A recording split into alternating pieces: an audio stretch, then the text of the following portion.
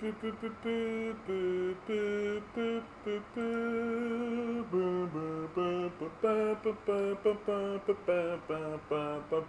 break it down. What? Yeah.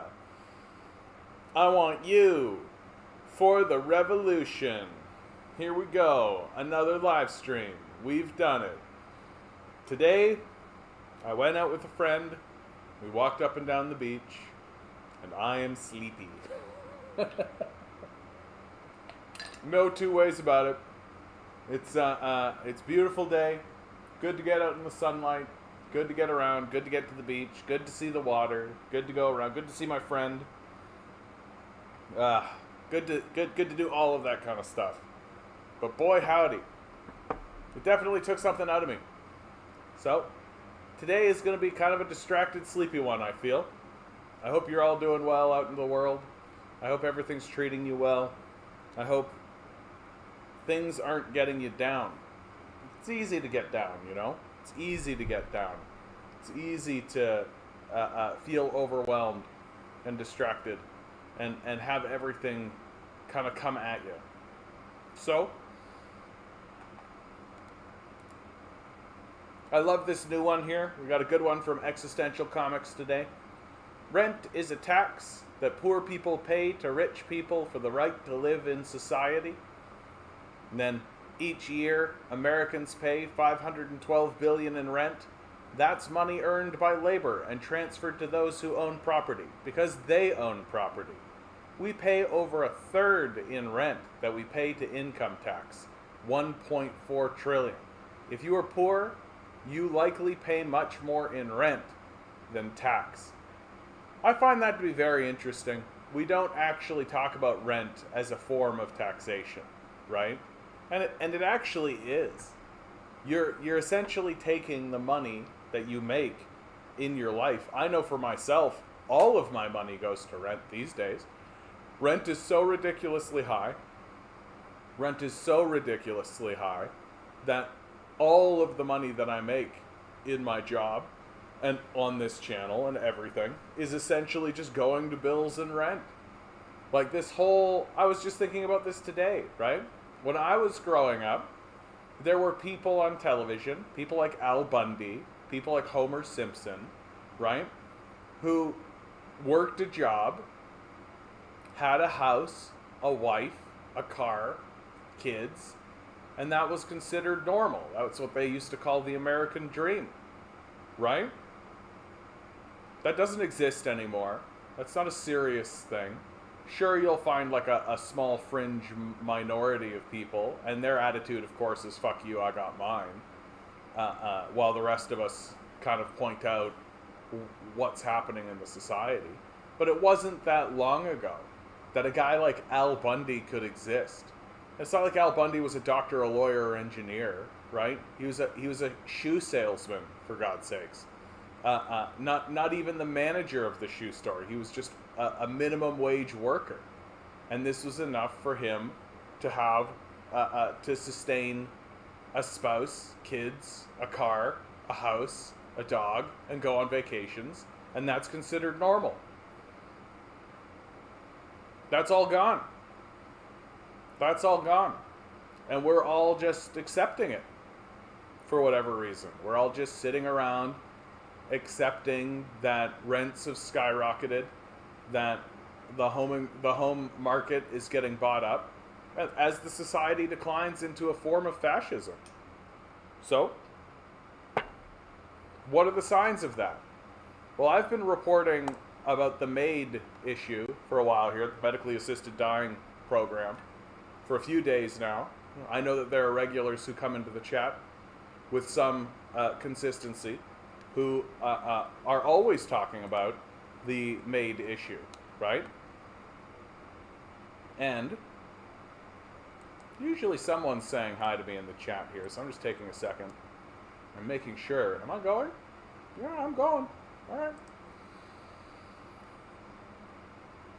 And we have from the National Post, and we shouldn't be surprised that it's coming from the National Post, right? The extreme far-right billionaire-owned organization. This is Alex Muir, Stoking unnecessary fears about MAID does a disservice to Canadians. Hey, Ligandes, how you doing, bud? Good to see you. The choice to receive an assisted death is about compassion, avoiding suffering, and the fundamental rights of the individual. Right? So we're going to see the apologetics. We're going to see the apologetics. While simultaneously, I assume, sidestepping the actual complaint about what's happening. Because what's actually happening with the medically assisted dying program is that people feel as though they're being forced into it while being ignored and not receiving the support that they actually need. Hey, Nova Scotia Communist, how you doing? Since the introduction of Canada's Medical Assistance in Dying program in 2016, thousands of Canadians have been given the option to end their lives on their own terms, instead of being forced to suffer needlessly. Yet those who oppose MAID have been using fear tactics to unnecessarily tarnish the system, as was highlighted in a heavily biased Associated Press article written by British-based journalist Michael Champ, Put to Death. I believe this was an article.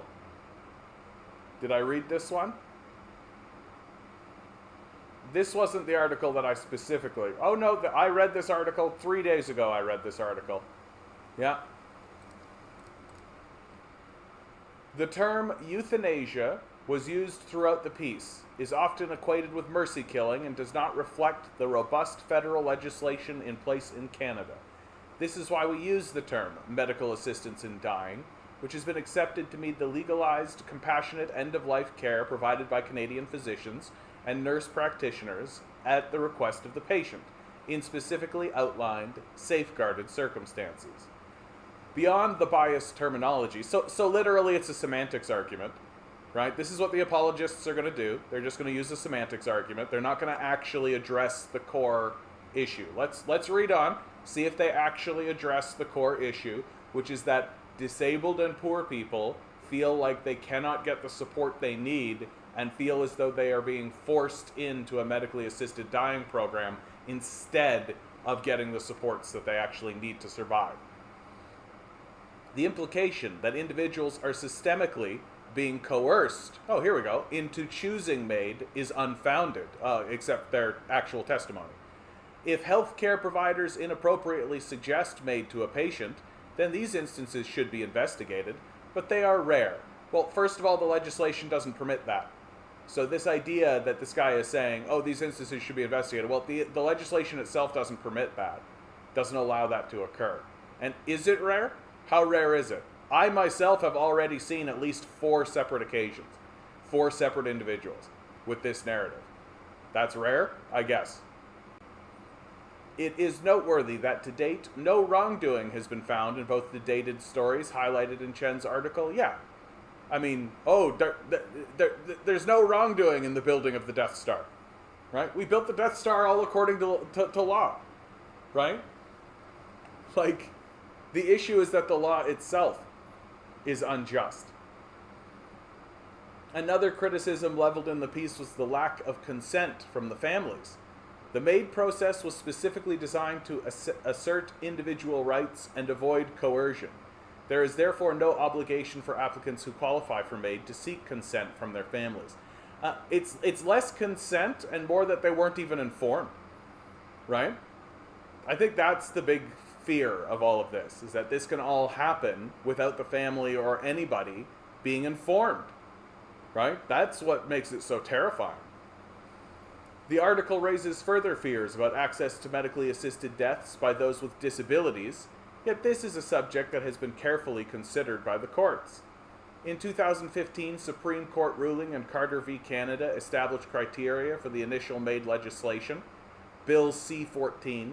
To garner enough votes to get the bill passed through Parliament, the requirement that one's death had to be reasonably foreseeable was added, even though it was never part of the criteria set out in Carter, which recently has been changed. They've recently changed about it. The courts have thus established that assisted dying cannot be limited to the terminally ill, a change that was reflected in Bill C-7, which was passed last year. Right. So now the death doesn't need to be foreseeable. Chang's article ignores how the MAID process actually works in Canada. people are only eligible if they have a serious and incurable disease or disability and an advanced state of decline in capability and are suffering intolerably. This is confirmed through 2 independent medical assessments. Literally, this article right here that the person referenced, the only thing that was referred to was hearing loss. The only thing that was referred to was hearing loss. Like, this is just apologencia. This is just hand waving. We've seen it over and over and over again by conservatives and the far right. Just like, oh yeah, what, hand wave it away, right? Literally say the problem out loud and then just hand wave it away as if it's not actually a concern, right? That this is how they treat the poor and the disabled. That literally, oh yeah, you've got a concern. Well, we said no, so hand wave it away. The problem doesn't actually exist, even though we've literally given you the article right here that directly counteracts the specifics of what we're saying, right? Like, literally he's saying people are only eligible if they have a serious or incurable disease, yabba, yabba, yabba. In the article itself shows that that's not the case, right? Hand wave it away, doesn't matter, right? Oh yeah, whatever. They're just poor and disabled anyway, right? Doesn't matter. The made assessors make such judgments, work within the parameters of the law, and are careful and thoughtful in their work. They risk losing their medical license if they do not comply with the program's rigorous standards, which are guided by the work of the Canadian Association of Made Assessors and Providers. No one can be found eligible for MAID because of a lack of social supports. This is childish. This is like some naive, childish bullshit. Darth Vader said that we were only going to use the Death Star when absolutely necessary. You should just listen to what Darth Vader says and trust the Empire. It's essentially what this guy is saying. Like, it's tiny little baby brain. Like, as if we're not capable of misusing this kind of shit. As if power that goes underneath the hands of people we shouldn't be skeptical of it. This is just hand waving. There are clear shortfalls in the healthcare and social service system that must be addressed. Vulnerable populations have been asking for additional support for years, and it's time for the government to listen and take action. I'm sure this guy says listen and take action by privatizing it, right? Which we'll get into that. The MAID discussion has, ironically, brought these issues to the forefront, yet these challenges are unrelated to the MAID system itself. We cannot, and should not, deny assisted dying to those who want to end their suffering because of the failings of these separate systems. See how they do it? Well, these are separate issues, right? Support systems for the poor and disabled is separate from the system of murdering them. These are separate. They're not linked in any way, disconnected completely, and it's true because I said so, right? This is the same gaslighting grift that they use when they talk about individualism, right? That, oh yeah, it's not the issue of the corporation. The corporation is just responsible for selling things. The real issue is you. You're the real issue. Only you can prevent pollution. Only you can prevent climate change, right? It's the same strategy. And they use it over and over again because it works. Because people keep falling for it. Those are separate systems that are completely disconnected from one another. There's nothing connected here. No connective tissue whatsoever. Let's not lose, and then immediately after saying these are 2 separate systems, let's not lose sight of the big picture. You mean like you have? You just said that 2 systems that are obviously linked with obvious connections, right, obviously, are individual and separate, and then you want to turn around and tell me to look at the big picture. Okay, champ. Okay, apologist. Like, okay, whatever you say, Nazi apologist. Totally normal. The choice to receive an assisted death is about compassion. Yeah, the Nazis called it mercy killings too, right? Avoiding suffering and the fundamental rights of the individual. Since its inception in 2016, over 30,000 Canadians have chosen to end their lives by a medically assisted death. According to a 2022 Ipsos poll, 86% of Canadians support the right to assisted death. 71% support the removal of the reasonable foreseeable requirement. I wish the option of assisted dying had been available to my father, who suffered for 18 months before dying in 2008, or my cousin with ALS, who against his will endured a slow and painful death. Articles like the one written by Cheng stoke unnecessary fears and do a disservice by misrepresenting how the assisted dying program actually works in Canada. This is literally hand waving, like literally just saying, like, without even really addressing the issues that were raised within the article itself, that people feel coerced. And what's the argument, right? Oh, these are separate systems, so we don't need to worry about it, right? Just hand wave the problem away, act as an apologist for people who feel as though they are coerced into a system, into a medical assisted dying program, while highlighting the that you want to make it more widespread. Looks like complete apologencia to me, right? And I say this as somebody who ostensibly, like, theoretically supports the idea of a medical assisted dying program, right? Yeah, of course I do. I think people should be able to make this choice. But the people, and we've seen article after article after article, and testimony after testimony after testimony of people who are choosing this option because they feel they've been abandoned and that they don't have another choice, right? And that's just being hand waved away. And we're being told that, oh, these are separate issues, we don't need to address them, right? That's terrifying to me. Like, it's terrifying to me that we are erecting a social system that is sending our poor and disabled into poverty and despair and pain and suffering, and telling them that the only way out is suicide. It's a very dark position to take. And the fact that they're not actually taking that on and discussing that seriously, that they're just hand waving it away, because that's all this article was, right? That's all this article was, is it was just hand waving the issue away as if it didn't exist, and saying very low level, very small brained, little tiny things. Oh, these are separate issues. Like, what do you... No, they're not.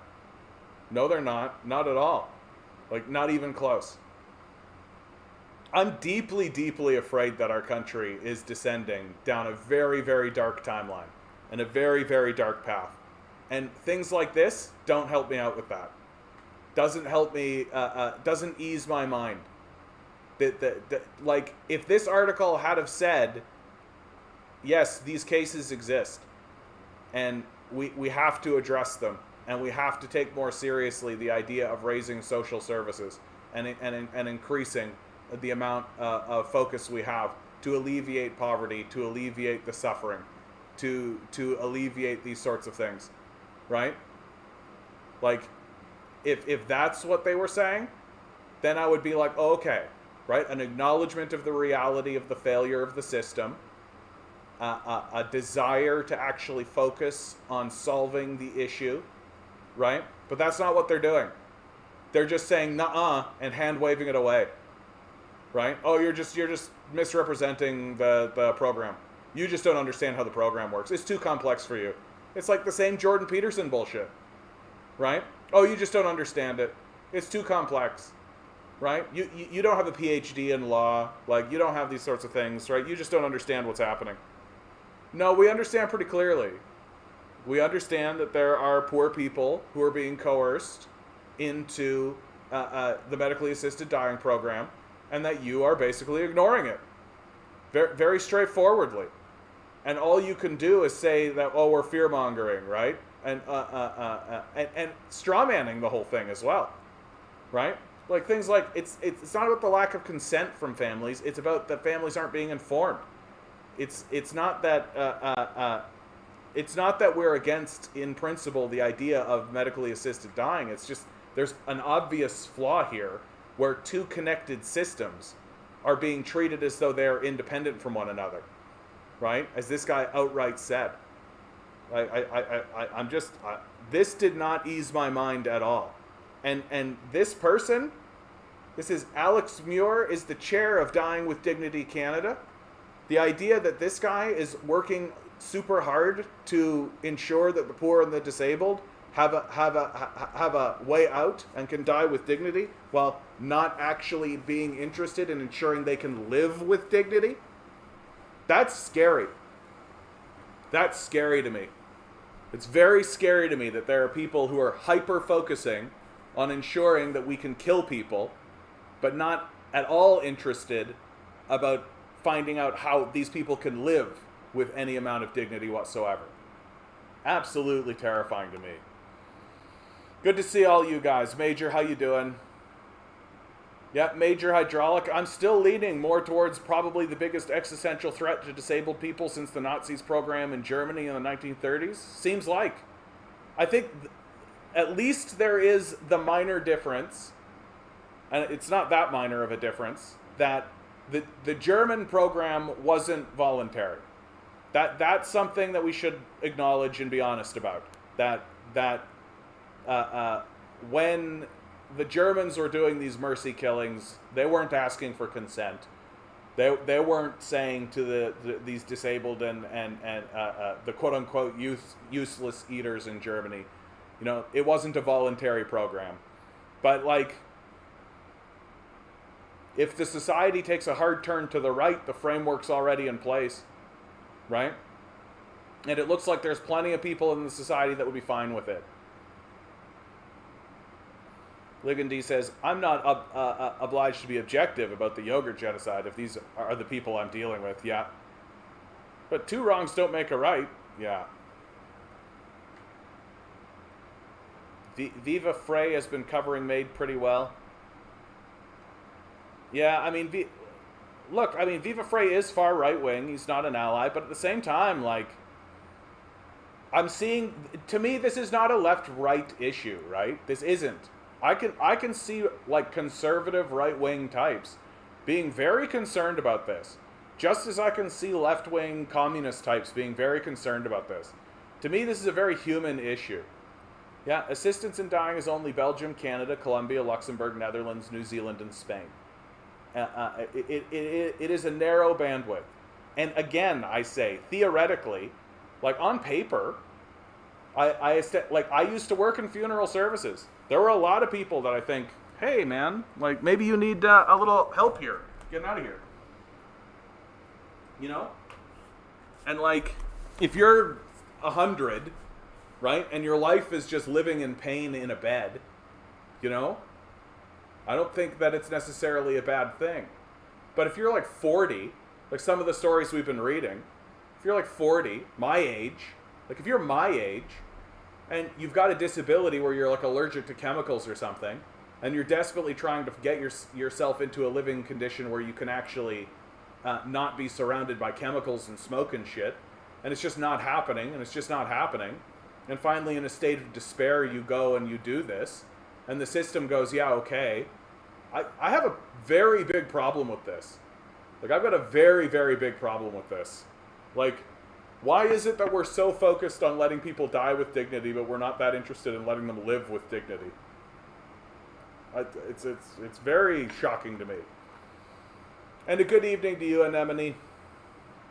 Content, you ever want to just quit your job? Every day, all the time, constantly. Yeah, sometimes it goes beyond that. You ever want to just like detach from reality and walk into the woods? You ever want to just like move to a different country and start all over again? You ever want to just like walk into the ocean and become one with the sea creatures? You ever want to just join the bears out in the wilderness?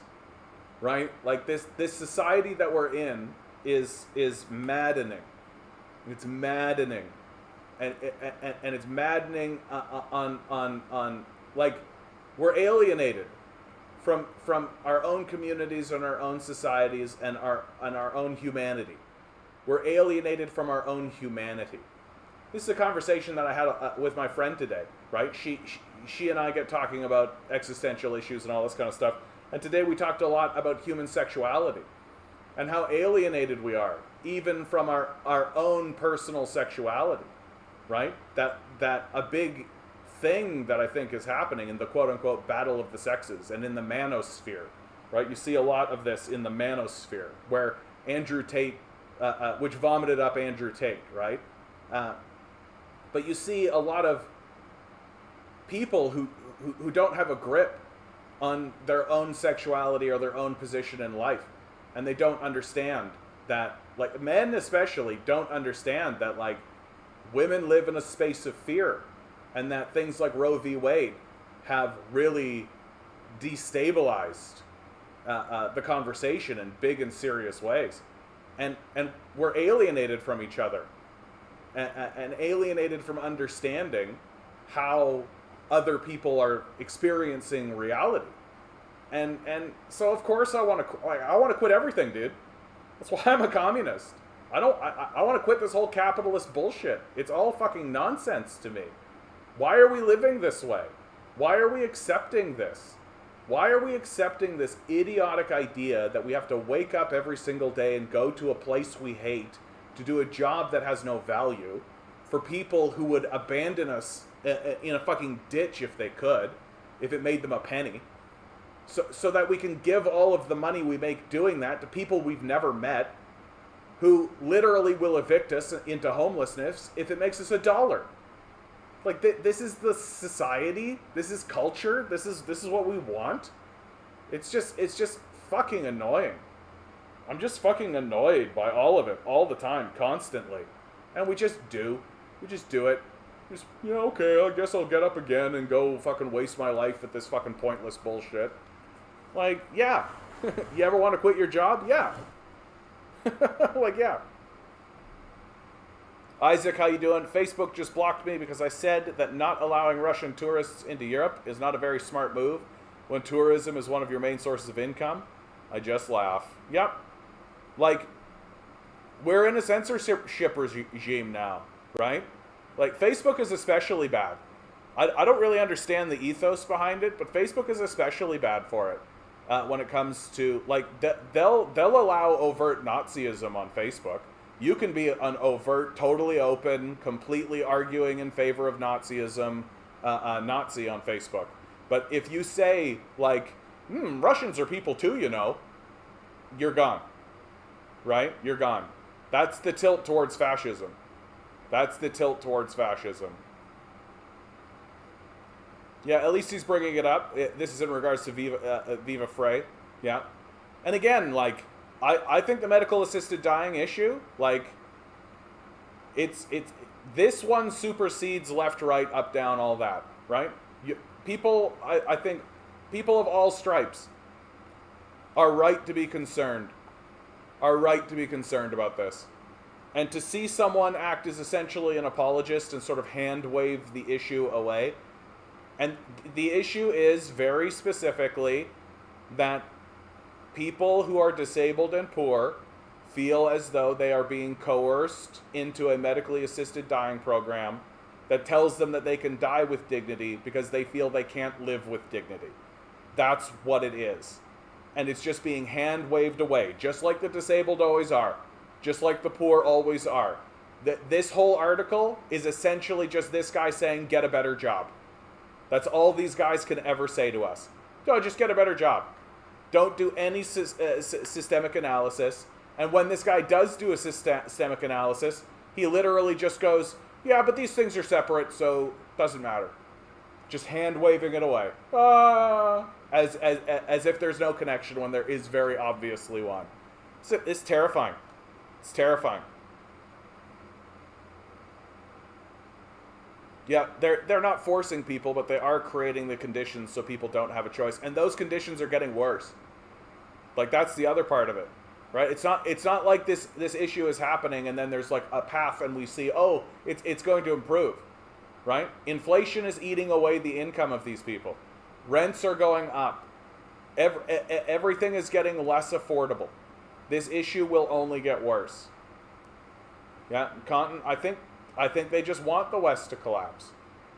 I mean, I think that there is something to be said about a society gripping or coming into the grips of the death instinct, right?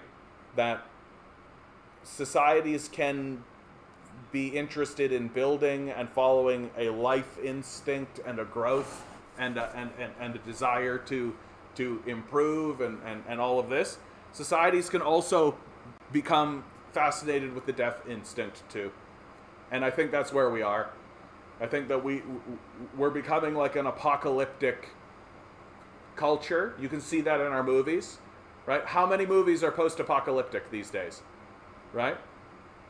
How many movies are post-apocalyptic these days, right? Like the Hunger Games is a post-apocalyptic story. Mad Max, post-apocalyptic, right?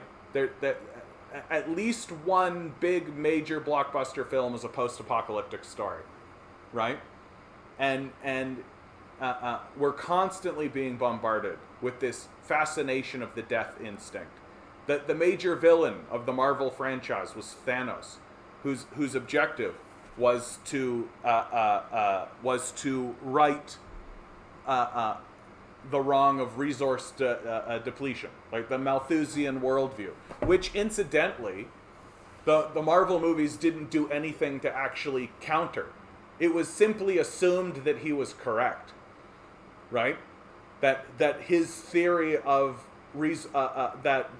of competing over resources and the Malthusian destruction of the civilization was actually true. But it's just that his way of choosing how to deal with it is what was considered abhorrent. That instead of dealing with these issues as they come, and dealing with the collapse of the civilization, which even the heroes believe is inevitable, that what's incorrect is his fascistic purge. So we're at least not going to do a fascistic purge. But he's right about the collapse of the civilization into a post-apocalyptic future. Right? Right? Thanos is right. Even the heroes think so. So we have embraced a death instinct in this culture. And it's going to lead to a rise in fascism. For sure. Yeah, Facebook literally encouraged Russophobia a while back. Yeah. Right? The Cold War's on, right? The Cold War's on.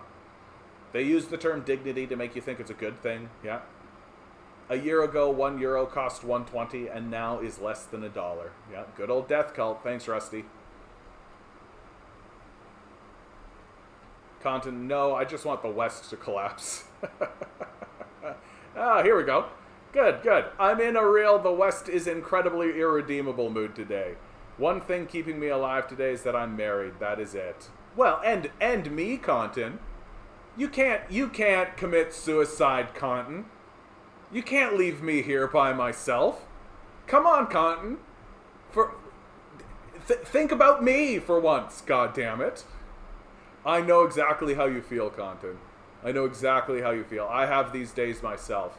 And I won't lie to you guys. Like doing this live stream and doing this podcast or whatever you want to call it, right? It definitely helps me with that. It definitely helps me with this dark the call to the void, right? The call to the void. That's what you're seeing, right? You're looking around yourself and you're thinking, what is all this fucking bullshit? You know what, man? I could just go to sleep forever. It wasn't so bad when I wasn't here, right? I could just go sleep forever, right? It's not so bad. Not a bad idea. Well, if you go, Content, you're not going to hear what I say tomorrow. Come on. Don't do it for you. Do it for me. God damn it. That's some brutal gallows humor. I know that I've lost viewers from saying that kind of shit. For sure. There have been people who have come in here and we've talked about that kind of thing and then they leave and they never come back. And I know it's true. Because I'm pretty irreverent when it comes to suicide. When it comes to these sorts of things. Like, it's something of a, like, I mean, William Shakespeare, his character Hamlet in his famous speech, To Be or Not to Be, grappled with the subject of suicide. And why do people not commit suicide all the time? Why is there not more suicide? Even though suicide has spiked like crazy in our society, right? And the only answer that he could come up with is because we're scared of what's going to happen to us. So it's just like a superstitious sort of a thing. It's just superstition. Well, what happens to a culture that banishes such superstition? What's the answer then? What's keeping us all here? Near as I can tell, it's basically just curiosity. That's my answer. I think it's... Some days I think to myself, but then I won't get to see what happens next. I won't get to see if I'm actually right about Trump and that Trump's going to be the next president again. I think about this all the time, right? Because I've been saying for a while now that Trump's likely going to be the next president again, right? But I hope he isn't. I do. It'd be nice that if he isn't. You know? It'd be nice if America actually did get together and go, sure, the Democrats are pieces of shit. Sure, they're pieces of shit. But come on. Come on. And then I'll sit here and be like, oh, okay, cool. America did, like, the bare minimum. They actually, like, didn't just let their pants fall down and show how tiny everybody their dick is. Like, they literally managed to do the barest of the bare minimum. That would be cool. I'd be down. But if I don't stick around, I'll never know. Yeah, Nova Scotia, a fascistic purge is just an economic crash away. Absolutely, man. Absolutely. Like, this whole thing is, like, being held together by duct tape and shoestring at this point. Adam says over 3% of deaths in Canada in 2021 were medically assisted suicides. Medically assisted deaths, rather. Wow, over 3% of deaths in Canada were medically assisted deaths. Wow, that's high. When you put it in percentage terms like that, that's really high. 10,064 maids of 307,000 total deaths. Let that sink in. A criminal way of relieving pressure on a deficient healthcare system. Yeah. Yeah. Like, again, and I do want to reaffirm this. Like, I worked in the funeral service industry for a while. I saw people, like, if I was in the position that some of these people were in, I'd be like, okay, everybody, right? So long and thanks for all the fish, right? Like, for sure there are people who I think would be like, okay, everybody, I can see the writing on the wall here, right? There's no escape strategy, right? There's no like, what's your escape strategy, right? Do you have an escape hatch, right? Is there something you're gonna pull? Or are you just gonna be like, you know what? I'm just not gonna die. I'm just not gonna grow old, and I'm not gonna die. This growing old thing, what a loser's game, right? And then, like, what? The Sandman is gonna come and be like, yeah, let's do it. You're immortal. Let's go, right? Like, it's not gonna happen.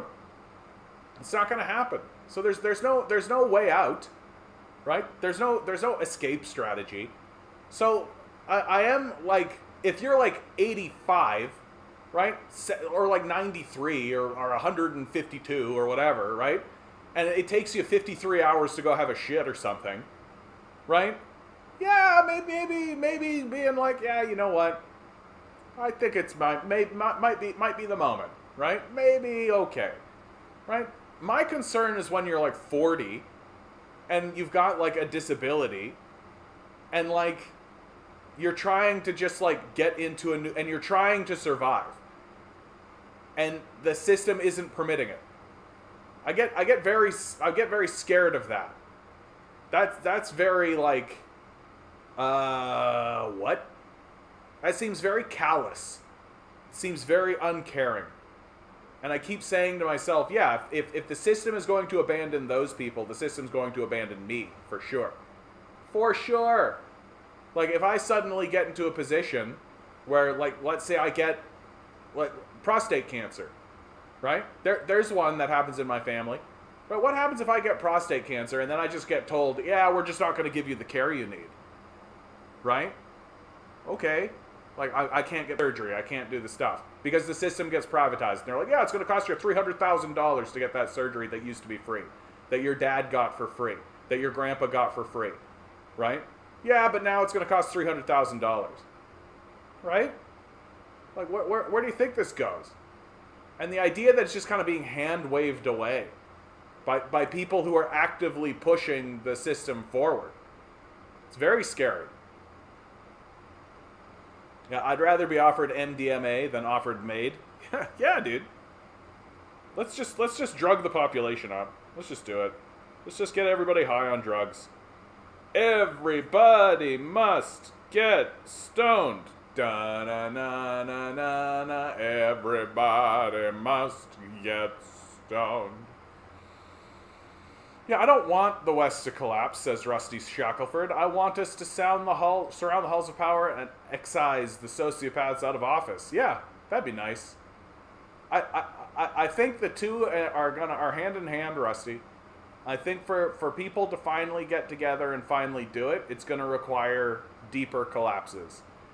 I do think that there are people who are just like sort of hoping it's going to still work out, or feel as though doing it is not going to have the benefit, like that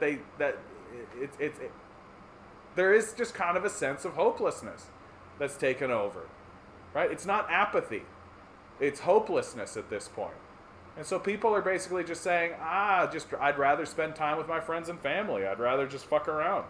I'd rather watch porn and like fucking play video games and shit. Let the apocalypse happen. It seems to be what's going on. We'll see if it swings in the other direction. It could. It could. Right? It could. Lawnmower Man, the survival instinct is pretty strong. Yeah. Yeah, just the base, like, nah. Like, the universe saying, we went to all this effort to get you here. Right? Billions of years of evolution, right? The random generation system. It took a lot to get you here. And you're just saying you're going to bounce out? Nah, come on. Stick around. Cotton writes, I was on break the other day. I was in a break room that had lots of candy. I was hungry, so I grabbed 2 pieces. Then a doctor caught me and threatened to report me. So I fucked off, and I got reported anyway. Yes, I was stealing candy, but my fridge was almost empty, so whatever. Hold on. There was just candy lying around in the break room? So it seems like entrapment. That sounds like entrapment to me. We're just going to leave candy just lying around, but it's forbidden candy. No one can touch the candy. The country that loves foreign Nazis more than they're disabled. Yeah. That's what I call it too. I got an escape hatch. Not too difficult to try and breathe another inert gas for a bit that isn't oxygen. Yeah, just you could breathe methane for a while. Is that why your name is Methane? Are you made of methane? Ligandese, the West is just going to fizzle out like the Western Roman Empire. But raising the red banner over the Reichstag scenario happening at the White House is welcome too. Yeah, I mean, what a crazy moment we find ourselves in. And while that's going on, you know what? I'm so fucking disorganized right now. Where was the one that I really want to talk to? Oh yeah, this is the one I really wanted to point out right away. Like, anybody living in Ontario who's walking around thinking your system's not going to get privatized, here's the article for you. Ford says Trudeau agrees status quo isn't working amid healthcare crisis. Ontario Premier Ford says he and Prime Minister Justin Trudeau agree. The status quo cannot continue when it comes to healthcare, and said delivering differently must be part of the solution after the two met at Queen's Park Tuesday. Right? Speaking with reporters following the meeting, Ford said that Trudeau knows what he and the other premiers are looking for when it comes to their previous ask that the federal government provide a greater share of the funding for healthcare. He said he had a great meeting with Trudeau and is very, very confident that they will come to a deal.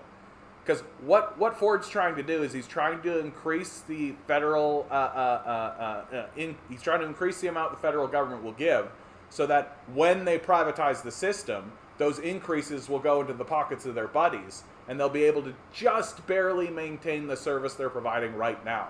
Because as we know, the second you privatize the system, you've got to pay the parasites, right? So how do you do that? Well, you've either got to lower the amount of service you give, and you can't do that because they've already cut the services down as badly as they possibly can, right? Nurses are fleeing. The whole system is actually collapsing in serious ways. So they can't reduce the services any lower, right? Or you reduce wages. They can't do that, right? The nurses union would immediately go into revolt. So how do you privatize the system when you can't lower the services any lower and you can't lower the wages any lower? Oh, you just get Trudeau to pay for it, right? So Trudeau's going to increase the amount of money that comes into the system. They're going to privatize it, and all of that increase in money is going to go to the parasites to pay for the privatization of the system. That's what they're negotiating here, right? And it gets actually fairly apparent as we go on, right?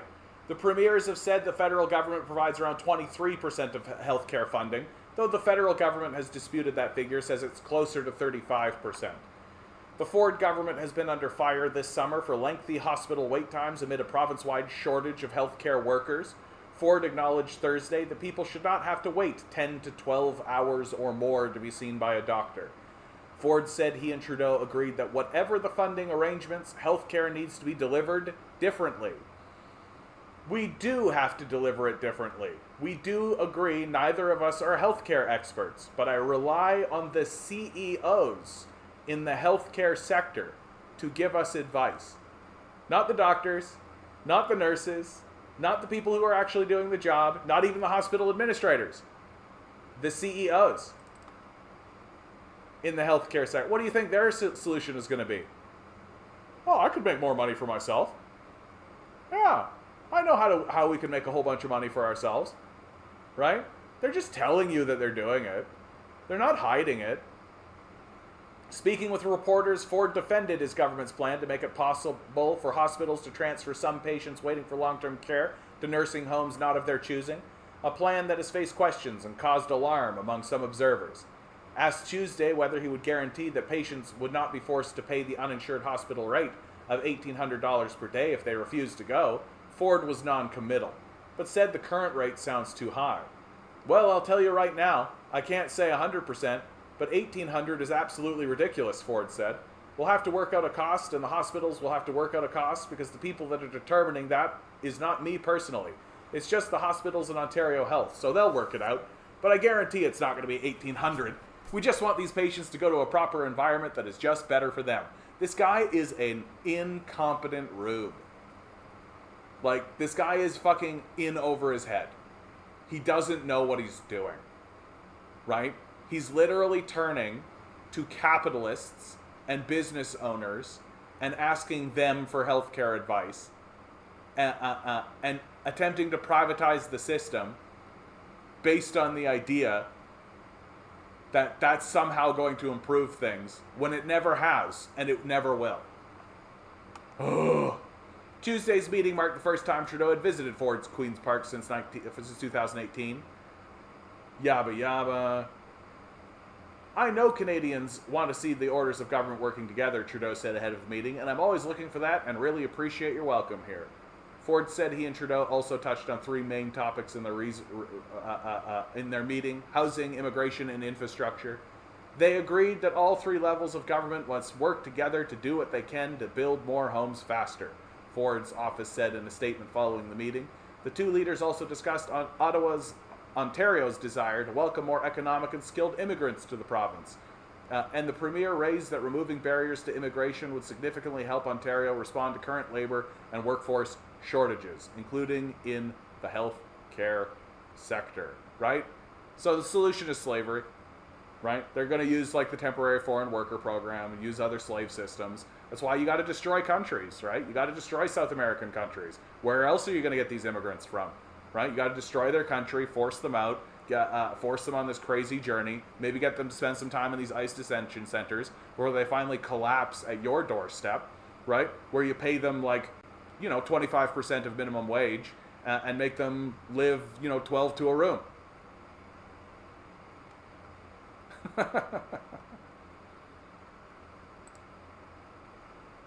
It was your revolutionary duty to eat those candies? That's right, Compton. No, it was a big thing of candy meant for the nurses. Oh, get fucked. Get fucked. I hate that shit. Like they just leave candy lying around and they point at it and they say, this is for this group of people only. Have some fucking candy. Unbelievable. Yeah, I would love for doctors and nurses to feel what a janitor feels. I would love, yeah, I like, fuck off. Like, oh no, you stole some candies. Like what, like $1? Like $5? Like, who's this fucking doctor? Like, this is case in point. Like, this is just like narc behavior, right? If I saw somebody stealing food from a grocery store, I would say fucking nothing, right? I would say fucking nothing. This idea that you're like like, what is this little boy? This like tiny little dicked like doctor person. Oh no, one of the janitorial staff took a candy. Oh no, I'm gonna report you. I'm reporting you to the administration. This guy took some candy. Can you imagine being the administrator and having a grown-ass doctor? Like a grown-ass doctor goes to what, HR or whatever? Right? And you're the HR person and this fucking grown-ass doctor, right, has a fucking medical degree, comes into your office and goes, we put some candy in one of the break rooms and it was meant for the nurses. And it was meant for the nurses. And then I came in and one of the janitors had taken a piece of candy and had eaten the candy. And so now I'm here to lodge a formal complaint of me, a fully grown professional doctor, lodging a formal complaint that one of the janitors ate a piece of candy. Like, what the fuck? How do you respond to that? Like, how do you respond to that? How do you not, like, this is why I could never be, like, in HR or administrator or anything, because I literally would look at that guy and be like, what? Like, I'm here for, like, sexual, like, harassment and shit, dude. I don't give a fuck. Get the fuck out of, grow up. Get the fuck out of here. Go be a doctor. Grow up. Oh no, janitor ate a piece of candy. Oh my god. Now I gotta like fill out this paper, probably go talk to this fucking janitor. Is it true that you ate a piece of fucking candy? Oh my fucking god. Well, here's your formal fucking reprimand for eating a piece of fucking candy that was just lying in a break room. Like, shut the fuck up. Shut the fuck up. What a cringy, embarrassing, like, this is the shit that we're fighting against, eh? This is the baby brain shit that we're fighting against. That doctor's probably walking around being like, these poor people just need to get better jobs. They just gotta get better jobs, you know, everything will be better. They're just selfish and lazy. Like, shut the fuck up. Oh my god, what a fucking tiny dick. Like, to even take that, like, no wonder I'm waiting fucking 10 hours to see a doctor. No wonder I'm waiting 10 hours to see a doctor. He's fucking sitting around jerking off in a break room, going to HR complaining about fucking candy, filling out fucking paperwork, being like, the janitor ate a piece of candy that was supposed to be for a nurse. She always a candy. And meanwhile, I'm in the fucking waiting room. My arm's all janky, and I'm all just like, man, I really do hope that my doctor is, you know, I don't mind waiting.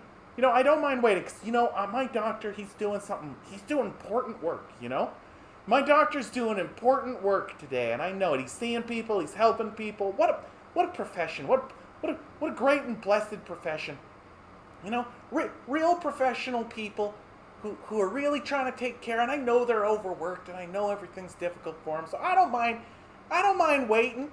You know, I'm sure that one of my discs is dislocated. I'm in more pain than I've ever felt in my life. But I just know that doctor's doing everything he can to help us. Meanwhile, the doctor's being like, was in the break room 4 and saw janitor take candy.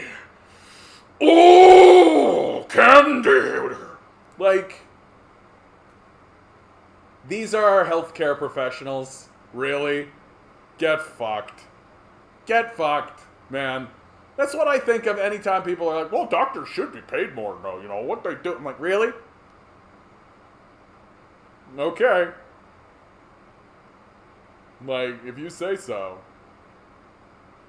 Grinning, how you doing, bud? Good to see you. The pinnacle of Maslow's hierarchy is self-actualization. But I also think we can seek self-annihilation. Well, yeah.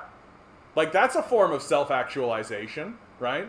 The pursuit of our annihilation, right? It's a nihilistic worldview, right? Like, it is, like, our death is inevitable. Death is coming. I hate to break it to you, and I don't mean to be down on you guys, but did you know that you die? What? And so a form of seeking self-actualization can be the pursuit of annihilation. Absolutely.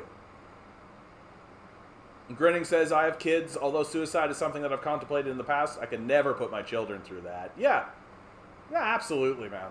Absolutely. Like, and really, like, aren't you curious about what kind of crazy shit they're going to get up to? I know I would be. Yeah, you were 10 minutes behind the screen. That's fine. Dofo's a nightmare creature. For sure, dude. Doctor's probably Hereditor. You deserve candy, too. John Smith in with the OK Boomer. Yeah, big boomer energy on that one for sure. I, for one, welcome the Canadian genocide. It shall make the great American takeover that much easier. I'm on to you, John. I'm on to you, bud. I know what you're about. You're just trying to take Canada over. Then, Methane writes, then when you see the doc, they spend 3 minutes with you. Yeah, got 1 foot out the door the whole time.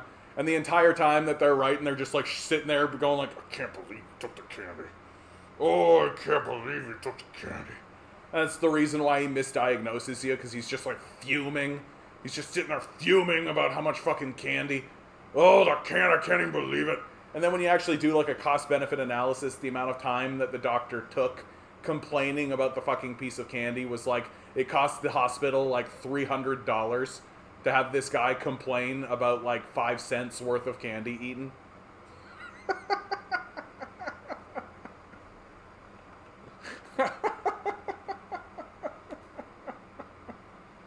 This is like a fucking like Louis C.K. skit right here. This is literally like a skit or like a Dave Chappelle show skit where like literally this doctor is walking around and like the whole time he's just like, I cannot believe this. Oh, it's just so fucking brutal. Brutal.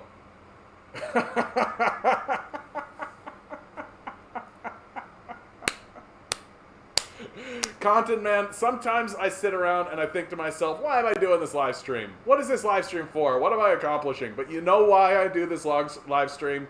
For this. For people to come in here and tell me these ridiculous bullshit stories about just like the pettiest, most boomerish, capitalist garbage so that we can all have a laugh about it, have a cry about it, feel better about it. You deserve better than that, Conton. You deserve a lot better than that. Right? Ugh. Conton writes, I'm going to go get my training done with floor tech training and dip set elsewhere. Anywhere elsewhere. Maybe make a bit more. If I won the lottery, I would give every janitor and cook a cold million and watch these rich, comfortable fucks panic. Yeah, Kids in the Hall skit. Yeah, exactly. Yeah, cost-benefit analysis undermines every pleasure. Look, like, this guy, can I tell you? How pathetic is this guy? Like, this guy is, like, so pathetic.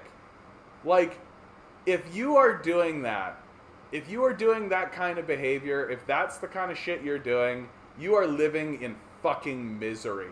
That is a miserable, shitty, just like absolutely every single moment of this guy's life is just him grimacing and sighing and groaning and just like living in this fucking tormented place where he actually does derive some kind of pleasure from the most, like, how hard would it have been for him to just be like, that's it. That's the whole thing. He could have seen you have the candy, been like, it is for the nurses. And then I'd be like, who gives a fucking shit? You work there too. Like, you work there too. And honestly, if he actually gave a shit, about these nurses, he'd take, what, $10, right? He'd take fucking $10 out of his a wallet of like $300,000 he makes a year, right? And he would just go get a thing of like mini chocolates or whatever. And be like, oh, well, a janitor wanted some, and you know what, so I'll just throw it in, right? It's fucking nothing. It's fucking nothing. What a miserable person. Like, what a brutally, just like, completely unhappy person. Like, that's the thing, Cotton. And this is always my way through. This is how I get through miserable customer service connections. When miserable people come in and I've got to serve them, right? And then they leave, I just think to myself, hey, their punishment is that they have to keep living with themselves, right? You get to come home and you get to, like, detach from that, right? That person's not in your life, right? That person's not part of your life outside of those connections. Well, guess what? That's how that guy lives. He lives like that, right? You want to think, I can't think of a better punishment, right? If I was trying to inflict a curse upon a person like that, I would just say, may you live exactly as you are. Because there can't be a bigger curse than that. They're miserable. They're miserable, horrible people. And the only punishment that could be greater is if another one of them showed up and they were twins and were hanging out with each other. But even that might be a benefit to that person, because then maybe they could look at that copy of themselves and go, oh, I'm a fucking horrible person. Oh my God. I guess you do this with gamers too? What? I don't understand. That's okay. Let's move on. Ford and Trudeau are privatizing the system. Stop supporting them. Surround the halls of power. These people are fucks. These people are fucks, and we hate them a lot. Shitbags. Ad break. Shitbags. All right. Yeah, we did that. Yeah, it's a terrible curse because they inflict it on others. Yeah, it's like they're walking around with like a cloud, right? They're just like walking around with a cloud of dirt. I don't care what it is. I love this article so much, right? I love this article so much because we're going into Ukraine and we're going to help out these Ukrainians. And we should get Ukrainian refugees and we should help out these Ukrainians. Ukrainian family wishes they were warned about BC's pricey rental market. Literally people coming from like war-torn territory being like, what? Ukrainians who have escaped their war-torn country are arriving in British Columbia to find themselves thrust into the province's ultra-competitive rental market with little help finding a home. So like literally like, we've got to flee the war that's bombing and destroying our house, and then they come to British Columbia and then they're just homeless. We're helping! So now they don't know anybody. They're completely disconnected, right? They're no longer living in Ukraine. Do they even speak the language when they come in, right? Oh, and by the way, yeah, go fucking live in the streets.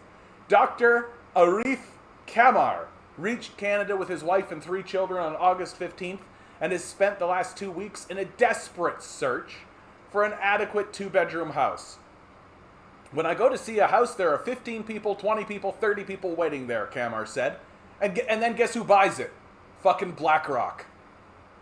Low vacancy rates in the province's lower mainland mean landlords can be picky about their tenants, with many asking for employment records and credit history, something you can immediately disqualify refugees and other new arrivals.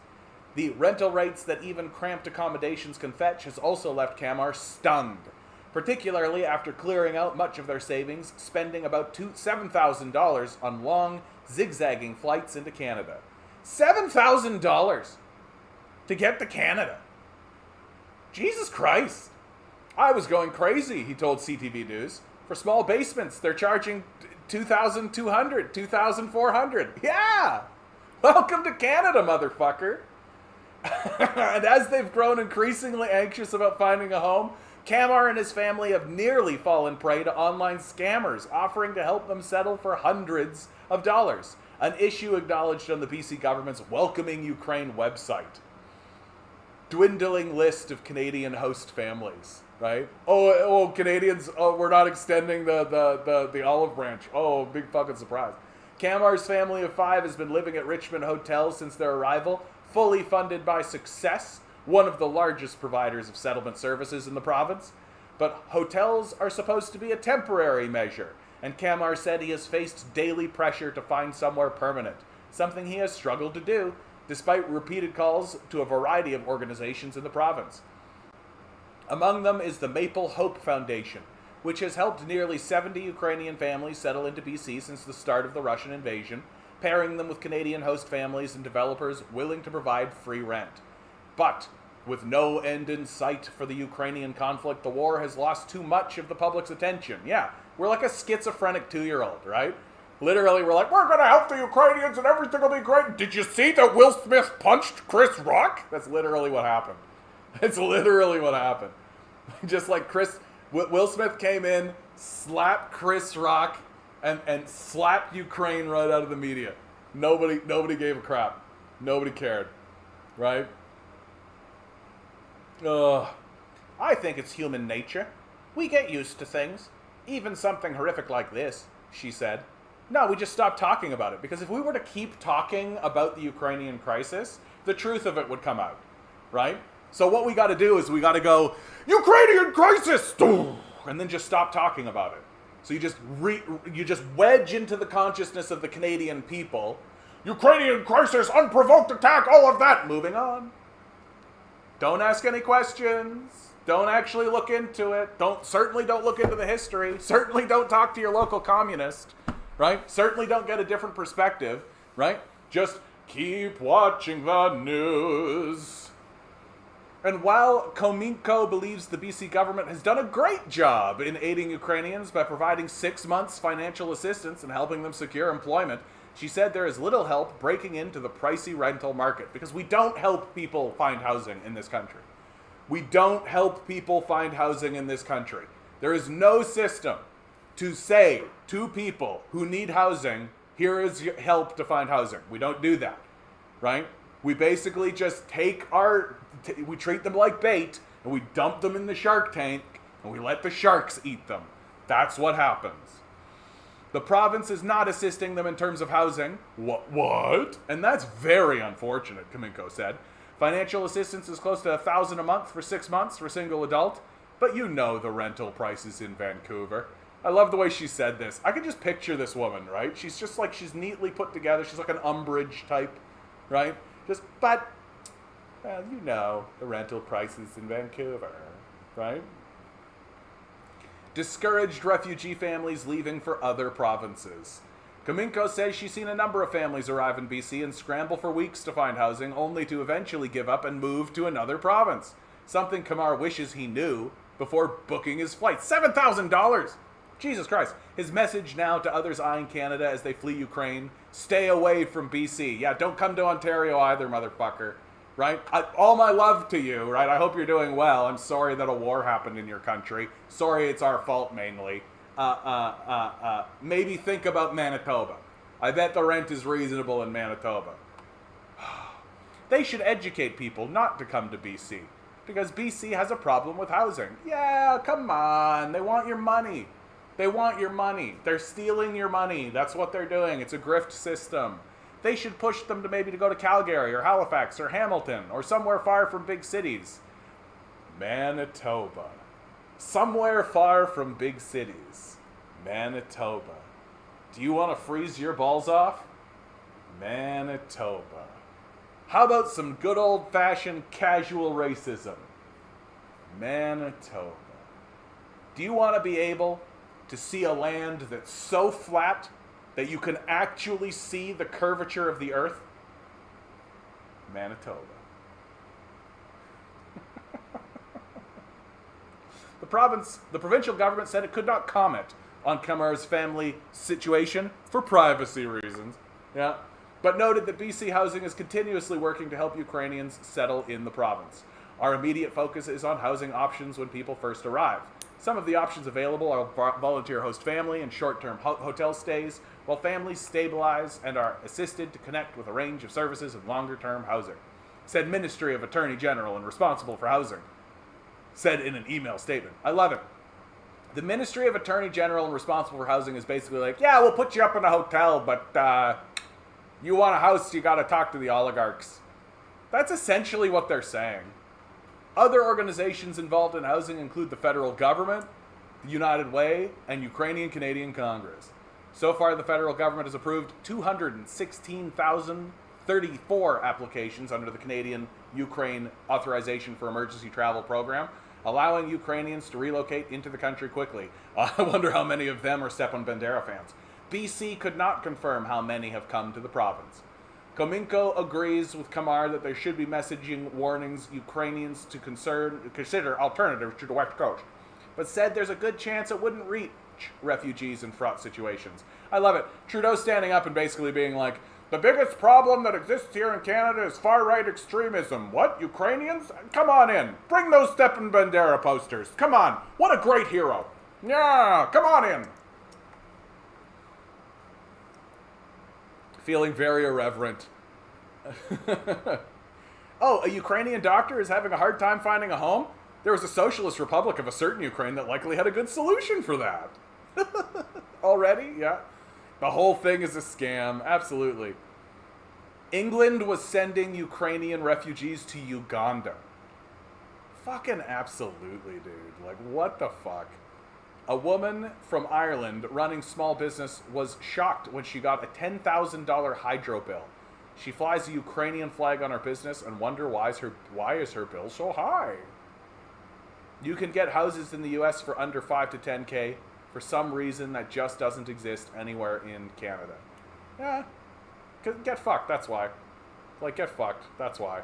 Prepare for all the people who are chanting Slava Ukraini today to instantly change it. I never supported the Ukraine war. Overnight. No, they'll just stop talking about it, right? They won't even deny it. They'll literally just be like, "Oh, Ukraine. Oh yeah, that's it." It won't be as hard a shift as like Slava Ukraine, support for Ukraine, Ukraine flag, and then I'd never ever. No, it won't be like that. It'll literally be like, what, the Ukraine? Yeah. I mean, I guess, and that's it. That's the best you're ever gonna get from like the vast majority of the population. Right, we have the mental, like, we have the memory of a goldfish. Like, people being like, oh yeah, the Ukraine war, right, yeah, it was like, what, like a year ago? Yeah. Is that still happening? That's what they'll say. Is that still going on? Roger Waters mentioned Donbass on CNN the other day, and he got censored? Really? No shit. Because Roger Waters has been talking about it. Donbass, CNN. This might not censor. This might not bring up anything, but Roger Waters destroys CNN host about Ukraine and Taiwan. He's been going around. He's been talking about the Ukraine war and the Donbass war and Taiwan, right? And God bless him. Good for him, right? Good for him. He doesn't need to do that, right? Good for him. I'm not surprised at all, right? Roger Waters added to Ukrainian government-sponsored hit list. Wow. Russian political. I have written about the Ukrainian hit list known as Mirot Votrets or Peacekeeper twice before.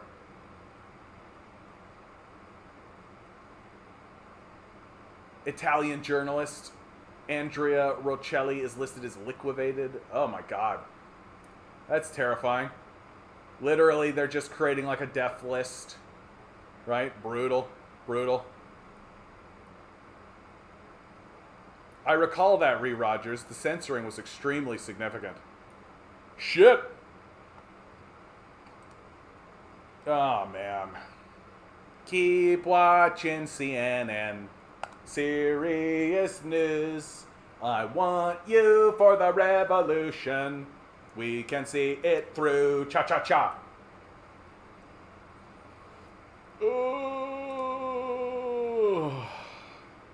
I just love the intersectionality of this one, where it's like, hey, the housing market is so fucked up that even Ukrainian refugees wish they'd been warned about it. No, I mean, look, Roger Waters is basically walking around pointing out, especially in the Taiwan situation, that the United States has agreed for 50 years now in the one China policy. That since like Nixon, our position in regards to China has been that Taiwan is part of China. That's what we've always said. That's what we've been saying. And so now what are we doing? Now we're sending delegations. We're trying to create secondary negotiations. We're negotiating directly with Taiwan. We're stirring up propaganda in our propaganda system about Taiwan. We're literally sending $1.1 billion worth of weapons to Taiwan. Like, what the fuck? Like, as if, and when finally the Chinese respond to this, what the Americans are going to do exactly the same thing they did to Ukraine. Right? Exactly the same thing. That's an unprovoked attack on a sovereign nation. And we'll all just be sitting here being like, Taiwan's part of China, guys. Right? Taiwan is part of China. That's internationally recognized. Not only internationally recognized, but recognized by the United States itself. Right? Recognized by the United States itself. Like, America has no laws. It doesn't care about rules. Anytime it stands up and says, we need to follow international law, the rule of law, I laugh. These guys don't give a fuck about laws. They don't care about laws. They're a country of opportunists. That's all they care about. The only thing they care about is money for themselves. Yeah, modern mainstream news is next level embarrassing. Yeah, of course, Matthias. That's the reason you're here. Right? That's the reason you're here. Like, isn't this so fucked up? This is how bad everything's got. Right?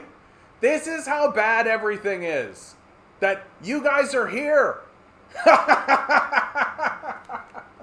Like, how bad is everything? That there are people in the world going, oh man, I'm getting lied to and everything's so bullshit so much. Here's some random guy on the internet that seems to have his head on his shoulders, and you're here.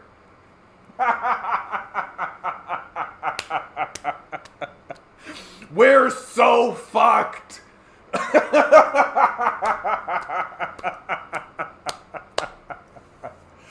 We here at the Canadian Commie value your participation and are very happy that you are here. In actual serious, I am actually really glad that you're here. Give me money. Patreon's in the description. Don't forget to like, share, and subscribe. Right? Only you can support channels like this while we fight against media censorship. Cha-ching! If you're not donating $1, think about donating $1. If you are donating $1, maybe make it $2. I value and appreciate each and every one of you. Let's just enjoy the madness, right? What a fucking crazy, ridiculous period of time we live in. What a crazy, fucking, ridiculous period of time we live in. I don't know why I give a shit about this one, right? Like, as the Bank of Canada tries to rein in red-hot inflation, the central bank is engaging in another fight. One against misinformation. Yeah, the Bank of Canada, right? Always full of information, always really trying to inform the public about how the economy works, right? Hasn't been completely fraudulently lying to us for the past 50 years. Yeah, just give all the money to the rich people and it'll trickle down. Yeah, give all the money to the rich people, it'll trickle down. That's how economics works. Yep, absolutely. In recent weeks, the central bank has been using social media to engage the public on the economy, explaining how inflation works. Lying about how inflation works. Inflation is strictly people raising prices. That's all it is. It's nothing else, right? There isn't like a magical thing. It's literally just the owners going, I bet I could charge more for that. That's it. That's all it is. And what it's going what it's doing to bring inflation back to its 2% target. What's it doing? Making you pay more money for loans. That's it. That's all it's doing. Ha! However, in a most recent Twitter thread, the bank went beyond explaining economics and took direct aim at a common attack levied against its policy decisions during the pandemic. Hashtag you asked us. If we printed cash to finance the federal government, we didn't. The Bank of Canada tweeted on August 25th, followed by a series of tweets refuting the claim. While central bank officials normally hold speeches and other events to communicate their thinking and to set expectations, Laval University economics professor Stephen Gordon says its audience has traditionally been smaller than it is today. Yeah, because we know you're full of shit. We know that when you stand up and talk, you're lying. We know. We know. That's why we don't pay attention to you anymore. Right? That's why you're desperately trying to get on Twitter. That's why instead of us actually coming to you and being like, hey, Bank of Canada, what's going on? You're having to go to where the lowbrow people live, right? Send out shitty little tweets to spread your bullshit around, right? Because we don't believe you anymore because you're full of shit. You're so full of shit, right? Like, fuck you, you hacks. You've been lying to us for 50 years and all of a sudden you're like, this is misinformation that's happening. I can't believe it. Today's high inflation environment and the politicization of the central bank has led to a wider audience, with more Canadians concerned about rising interest rates and the high cost of living. Yeah, no shit. Alongside this heightened interest has also come a level of distrust of the Bank of Canada's operations and a misperception that it printed money during the pandemic, which it definitely did. Conservative leadership front run, and I gotta tell you something. I don't have a problem with this. This is what's so funny to me. This is a misrepresentation that we printed money during the pandemic. Like, who cares? I don't give a shit. Print it. Go ahead. Printing money is fine as long as you tax it away somewhere else. Like, that's fine. If you print $1 million and put it into the economy and then you tax away $1 million from, like, Galen Weston or something, right? Because it's inert bullshit money that doesn't matter at all. Right? That's fine. Right? So, like, it's like they're like, this is what the Bank of Canada is doing right now. All the Bank of Canada is doing right now is creating alternative narratives to the truth, right? They're lying, right? They're just creating alternative narratives to keep you focused on this over here and to keep you in this weird little language bubble right here instead of actually telling you what's happening, right?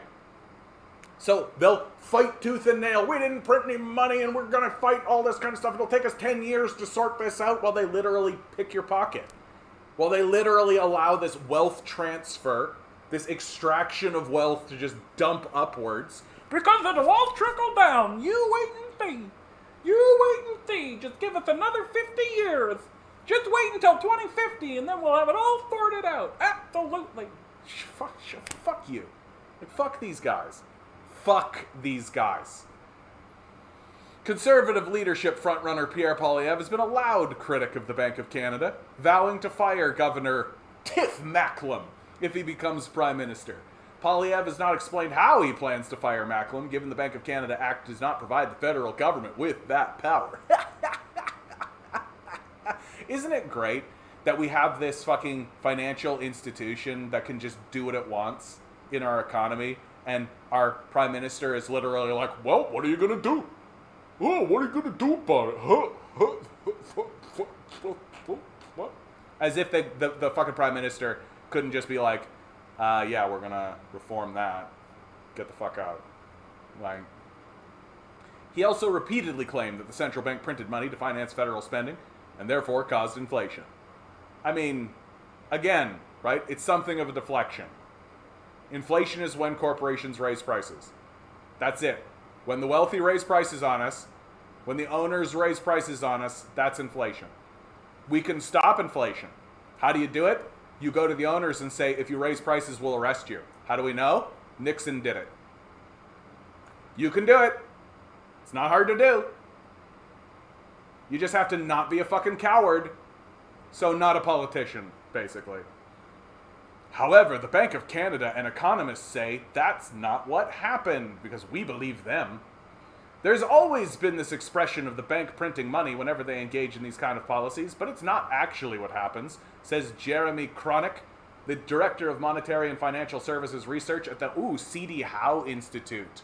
Credible. The policy Cronick refers to is quantitative easing, right? Giving money to rich people for nothing. A measure the Bank of Canada attempted to explain in a series of tweets. We brought existing government bonds from banks. We bought existing government bonds from banks on the open market. Why? This helped unblock frozen markets at the start of the pandemic. It let households, companies, and governments access funding when they really needed it. Like, you're just explaining the process of money printing. That's all you're doing. Like, you're just explaining how you print money. Right? Like, is it literally like a printer that goes bang, bang, bang? No, obviously not. There is a process to it. You're just explaining how that process works. And pretending as though you're doing something else. We did not print cash to pay for the bonds, the thread went on to say. Sometimes referred to as QE, quantitative easing is a relatively new tool used to keep money flowing when interest rates are already hovering around zero and can't be cut further. It garnered worldwide attention and was used by the U.S. Federal Reserve in the aftermath of the 2008 financial crisis. It's like very specifically money printing. It's money creation, if you prefer. The Bank of Canada used this policy tool for the first time when the pandemic hit to fight off the risk of deflation. It bought government bonds from financial institutions using settlement balances or reserves that it deposited at the accounts of financial institutions and paid interest on. As the bank stated, these reserves are not the same as cash. All right. We're seeing numbers. You guys are you getting bored? Is that what's going on in Emily? Are you getting bored? We got 8 people watching. That's what's going on in Emily? Oh, I hit the wrong thing. Oh my God, I'm a disaster. All right, here we go. David Lynch. I see 8 people in chat. I expect to see 8 numbers. We've got 2 sevens from Anemone. Today's number. Here we go, today's number. 31, 2022. 10 balls. Anemone had a moment where she was like, I keep forgetting to participate, so now I'm going to. I'm rooting for you, Anemone. 7. I feel you. It's a 7. I'm with you. Let's go. I'm calling it. It's a 7. We got 2 8s. We got a 9. Another 7. We're all in on 7s, guys. We're all in on 7s. Here it is. 7. 2. Get fucked, everyone.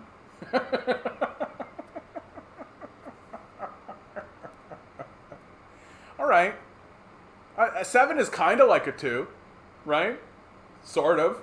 It does the like thing. All it needs is like the little tail on the bottom, right? That's all it needs. And then it's a 2, right? Yeah, we're not good at Battleship. I know. We suck. So there's the number draw for the day.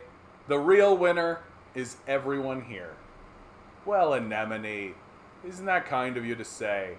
Isn't that absolutely lovely? All right, Bank of Canada, get your fucking bullshit out of here, right? What matters and what will regain the trust is the bank getting inflation back under control. Shut the fuck up.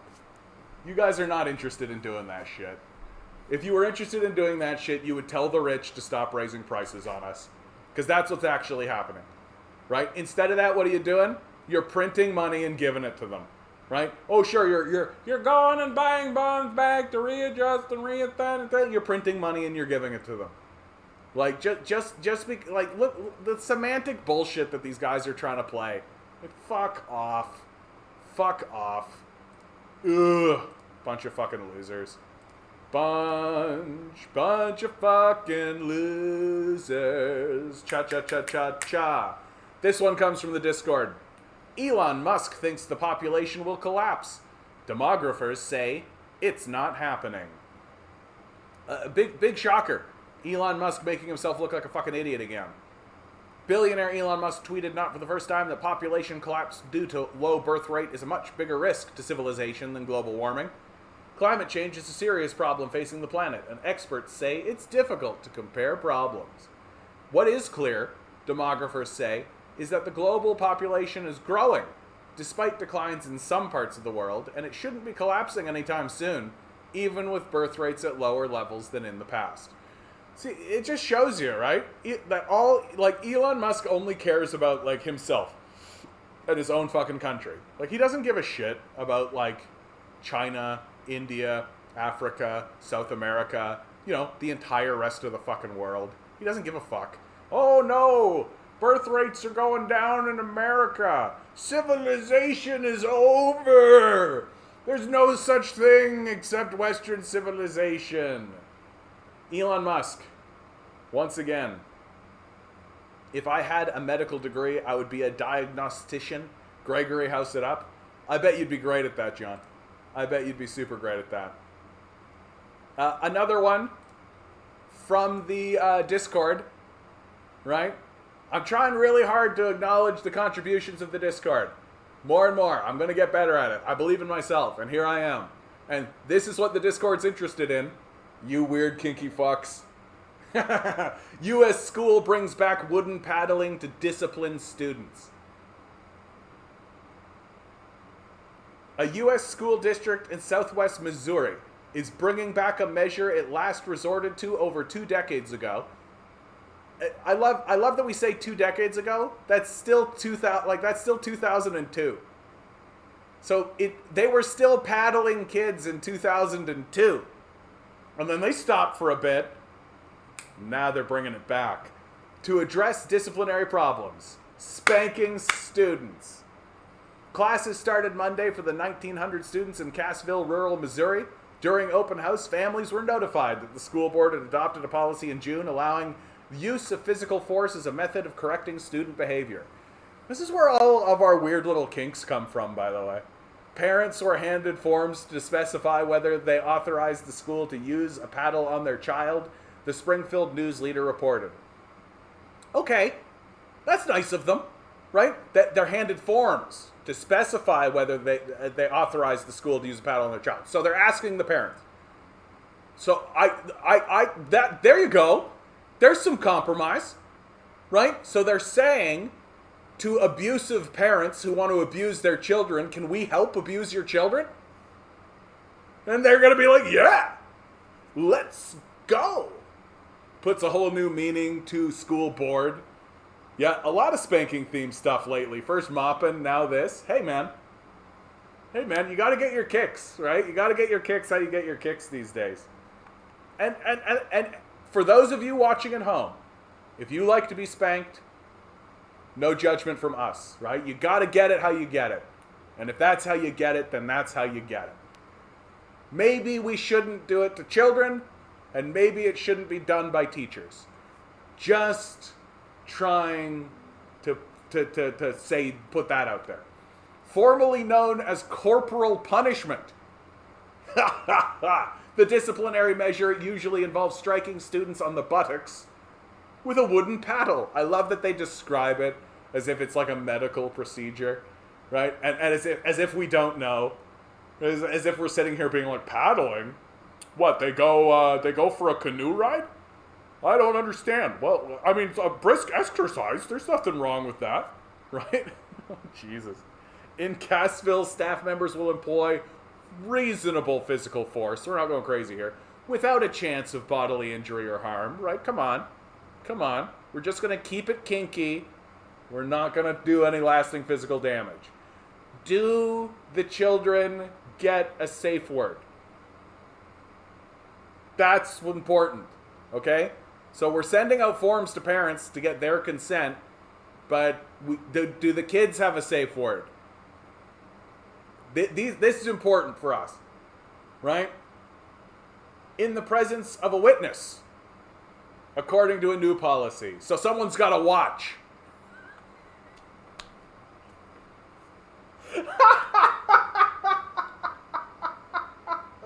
Jesus Christ. Like, Jesus Christ. Brutal. Yeah, methane. I've got the worst kink of them all. When I engage in sex, I want the person I'm having sex with to have a good time.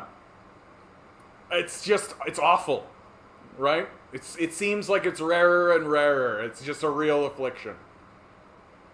What exactly constitutes reasonable physical force is unclear. Superintendent Marilyn Johnson declined an interview. What? Why? What? You couldn't get out of the latex suit. That's what it is. She was like, oh, the Washington Post wants to interview me? Tell them I'll call them back.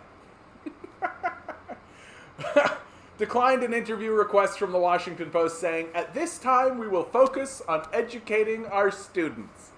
However, he told the news leader on the younger students could receive 1 or 2 paddle swings, while older students could get up to 3.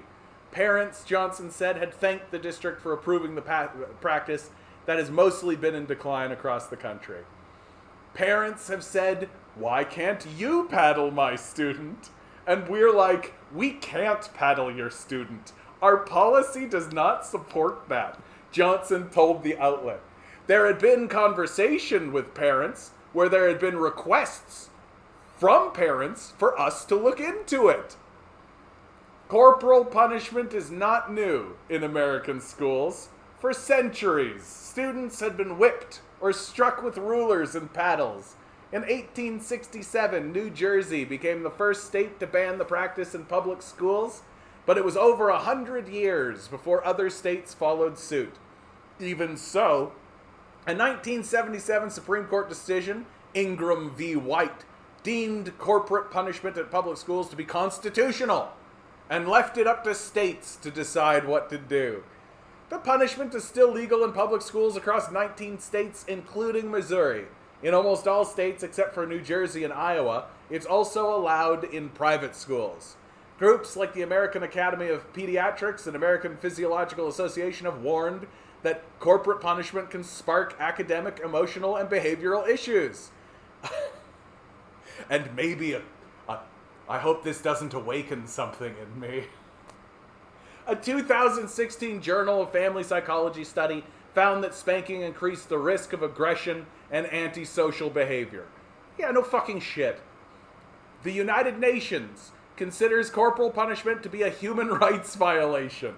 The International Organization's Convention on the Rights of the Child urges countries to ban the practice. In any other context, the act of an adult hitting another person with a board would be considered assault with a weapon and would be punishable under criminal law. Researcher Elizabeth Gershoff and Sarah Font wrote of corporal punishment in a 2016 study. How the measure made it back to Cassville after lying dormant since 2001 started with an anonymous survey sent to May to parents, students, and employees. Johnson, the superintendent, told KY3. One of the suggestions that came out was concerns about student discipline, he told the station. So we reacted by implementing several different strategies, corporate punishment being one of them. Oh my god. Oh my god. Like, this is fucking weird, man.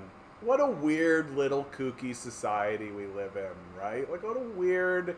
Like, you want to punish a kid, get him to do laps.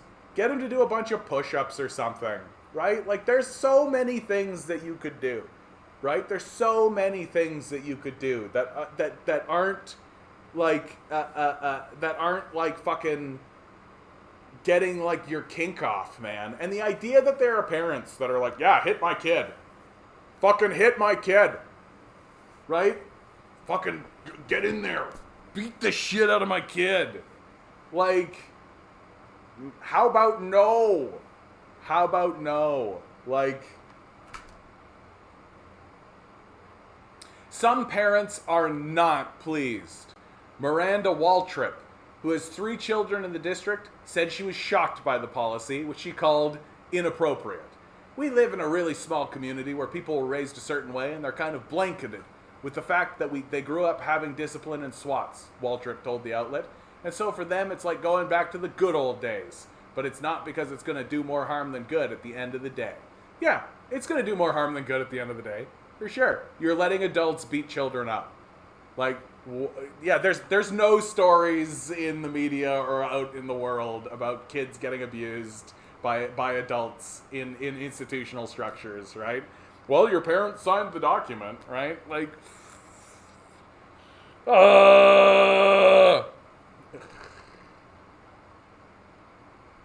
Maybe they'll wear the little Nazi cap while they do it too, right? Like maybe they'll come out and they'll just wear the full SS garb, have the whole like the thing, right? Really get them to count and get them to count in German, right? Ein, Stein, right? Today feels like the 1950s, but with newer technology. Ah, dude, yeah, like this is what the Jetsons should have been like, right? Imagine the Jetsons, but like Elroy getting paddled.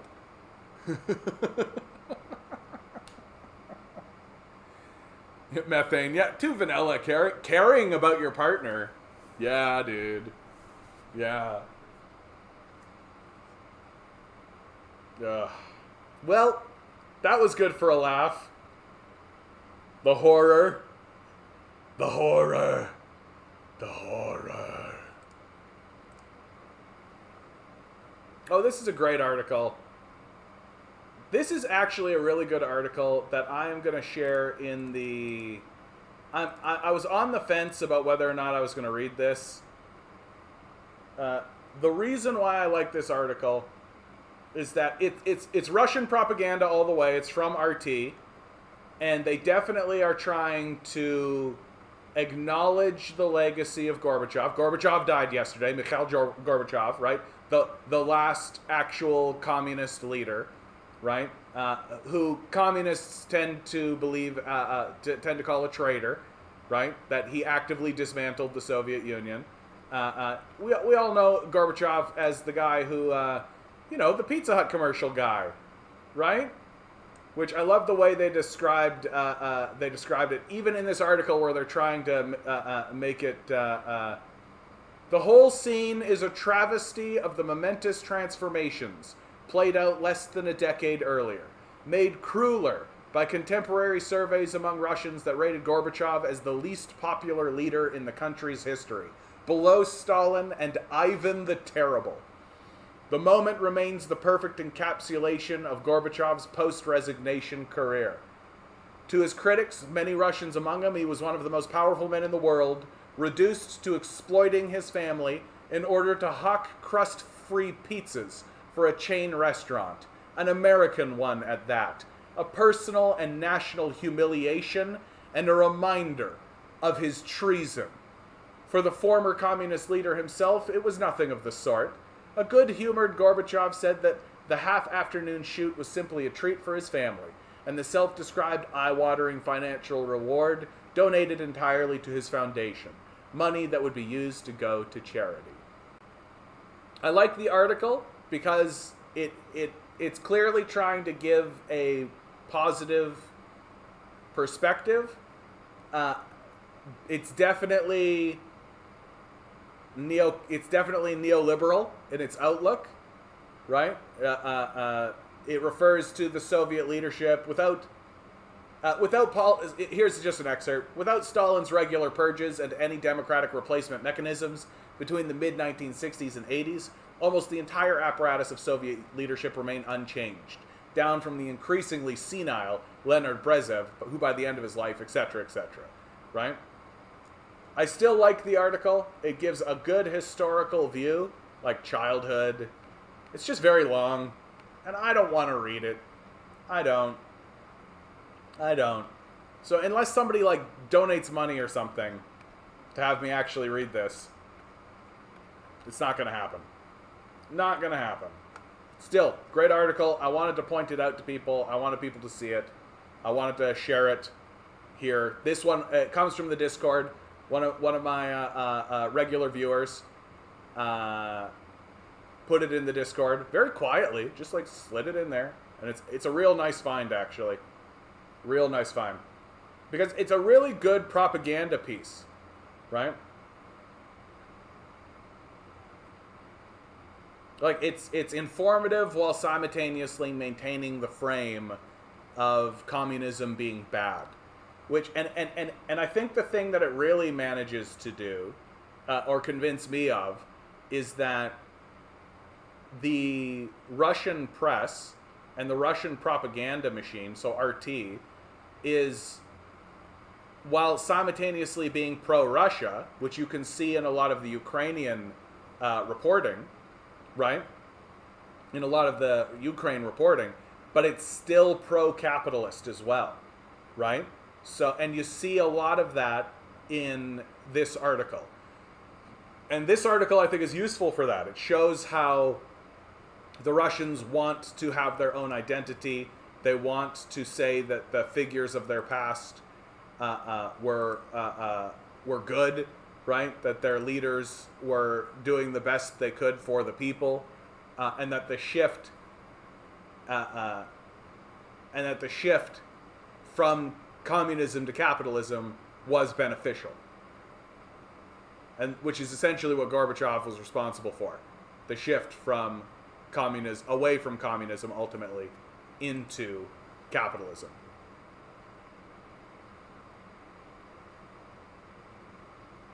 I think we're repeating the 1920s, actually. Hopefully we don't repeat the 1930s. We will. No, we're absolutely repeating the 1930s, dude. Like, it's coming. Like, I don't see how we miss it. Right? Like, you can't extract this much wealth from the society. You can't have people who are richer than pharaohs, like, walking around and actually maintain a stable society. You just can't. Right? Like, that's what's happening. We're extracting wealth out of the society. And the inevitable result of it, like, is that you have this one group of people who are slavishly wealthy, living in another world, and another group of people, the vast majority of the population, collapsing into poverty. I don't see how we miss it. Like, even if the billionaire class started to reverse this, even if they started to redistribute wealth, even if they started to actually attempt to prevent this, I think we would still get it to a small degree, right? And to me, this is why the Biden administration is fomenting war, right? Because they want to try to get more people into the military, and they want to. It's the shift into a militaristic society, right? Into a more militaristic society, because America's always been a militaristic society, but. Instead of flying cars, the Jetsons should have had wood shop, which is what I thought when I walked into the room and saw the dude holding the wooden paddle. Better future, no flying cars, no spanking. Like if you and your partner want to do that, you go right ahead. But if somebody even asked me, hey, is it cool if I spank your kid? I would be pretty upset about it, I gotta tell you. Like, no, thanks. And if I found out that some guy was like, yeah, this fucking stranger can just spank my kid whenever. Yeah. Stalin to Gorby, my brother in Christ, you traded a superior economic model for Pizza Hut. Yep. I just listened to an interview with Mulrooney on Michal. Which Mulrooney? Was it Ben Mulrooney or like the disgrace? I don't know why anybody gives a shit about what Mulrooney says. Like, literally a disgraced prime minister resigned in disgrace and destroyed his political party behind him, right? The Conservative Party collapsed to 2 seats in the wake of Mulrooney's embarrassment. I don't know why anybody pays attention to this guy. Like, a massive, colossal political failure. His only achievement was utterly betraying the American workforce through NAFTA, right? That the signing of NAFTA allowed corporations to pick up the manufacturing base and ship it over to China, right? And totally fuck over the working class. Like, that's Mulrooney's contribution. It's a total fuck over of the Canadian workforce. And when he stands up and talks, we're all supposed to be like, well, let's hear what Mulrooney's got to say. Fuck you. It's bad enough that we got to tolerate his stupid son. Like, it's bad enough that his dumbass son has to, like, go on, I'm on Canada's Entertainment Tonight. Like we give a shit. Like, fuck. Not sure we're repeating the 20s. We're all the flappers, speakeasies, prohibition, and roaring. I mean, you could make the argument, like, it's manifesting in different ways, right? You could make the argument that people like the Kardashians, right? You could make the argument that, like, the increase of the smoke joints, the smoke shops, right? The vape shops, that the glorification of wealth right? That we're all supposed to like be ooh ooh ga ga ga, like what color is your Bugatti, like all of this kind of stuff, right? And instead of it being like speaky, because we don't have prohibition, right? So, but we do have like music festivals, and we do have like this overt glorification of wealth, and that it's so it is manifesting, but it's manifesting differently. Yeah, the article seems kind of favorable to Yeltsin. Yeah, I think that's right, Major. Well, it wants to fundamentally what the article is doing is it is attempting to show that the shift from communism to capitalism was actually good, right? Down with Soviet imperialism, that kind of thing, right? That's fundamentally what the article is trying to do. It's trying to be honest about Gorbachev as a person, and acknowledging what his critics have said about him in the past, but ultimately kind of hand-waving it all away and pretending as though the shift from communism to capitalism was good, when it was an utter disaster. It was a human rights disaster, like absolutely decimated the economy. Yeah, we have plague and economic turmoil, yeah. So I wanted to just share that. Oh yeah, Texas. Texas confirms first death of person with monkeypox. Here we go. Here we go.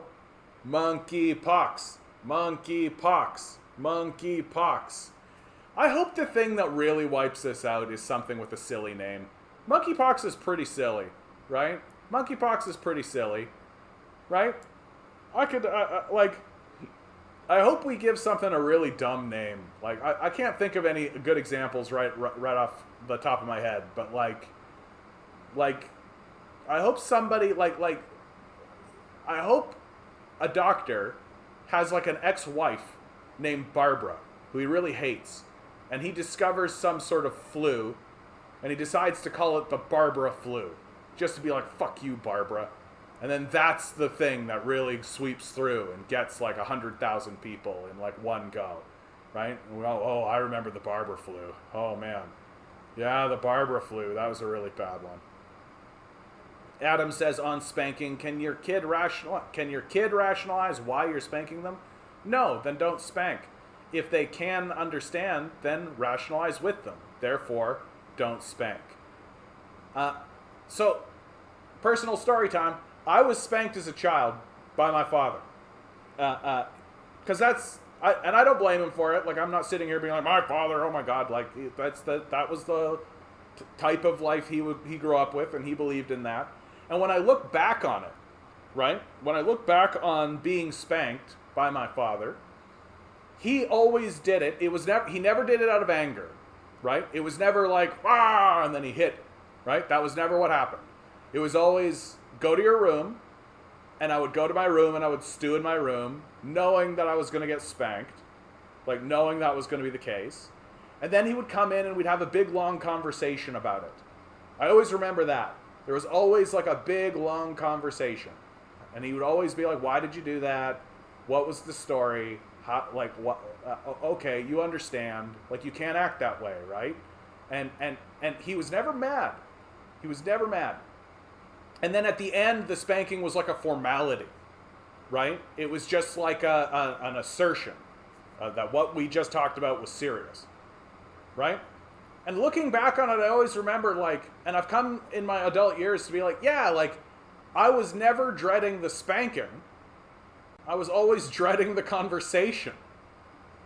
That, to me, the spanking was never valuable. That was never where the value came. That wasn't where the shift actually happened. The shift happened from the isolation and the conversation, right? And I always kind of thought, like, there's so much better ways of handling these things, other than spanking a person. It seems like it's just gonna fuck people up. Like, it's just going to fuck people up. Like, I can imagine people living in environments where they're spanked, but it isn't like that. Where it isn't like we're having a talk and then okay, and now here, and this is like my experience with being spanked was very like it was a formality. It was very like you do this and then you do this and then you do this, and we understand. We're dealing with it as men, right? This is how you do things here in rural Manitoba, right? But I can really, it's easy for me to perceive people using spanking in a much more emotional and violent capacity to assert dominance. But I actually think Ligandee is like, I think that there are other things that you can do that are far worse.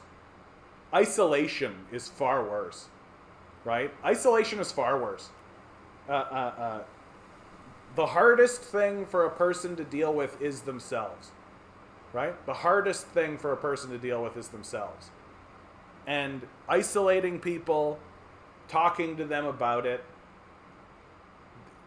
that is what I think is more effective.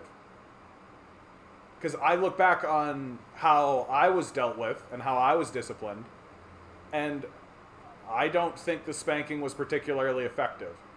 That wasn't the thing that I ended up dreading. That wasn't the thing, right? In many ways, that just kind of ended up being it was just the punctuation mark, right? It was just like made it official, I guess. But really, it was the solitary confinement, right? And and then the conversation, right? The Bobby is gonna get you. I was spanked, rarely out of anger, but one time I had a wooden spoon break on my ass. Oi. Oi. Oh man, monkeypox. The adult person lived in Harris County, who is severely immunocompromised, the Texas Department of State Health Services said. So, to be fair, right, like not to whip everybody up into a panic or a frantic about it, an immunocompromised person was diagnosed with monkeypox and died of it, right? Ways to help prevent the spread of monkeypox include avoid close skin-to-skin contact with someone with a new unexplained rash, avoid close skin-to-skin contact in large crowds where people are wearing minimal clothing, such as nightclubs, festivals, raves, saunas, and bathhouses. Do not share cups, utensils, bedding, or towels with someone who is sick. Stay home when you are sick. Yeah. If you've suddenly got like this, like, hey, where are these boils coming from? Let's head out to the sauna. Maybe not. Right? Maybe not.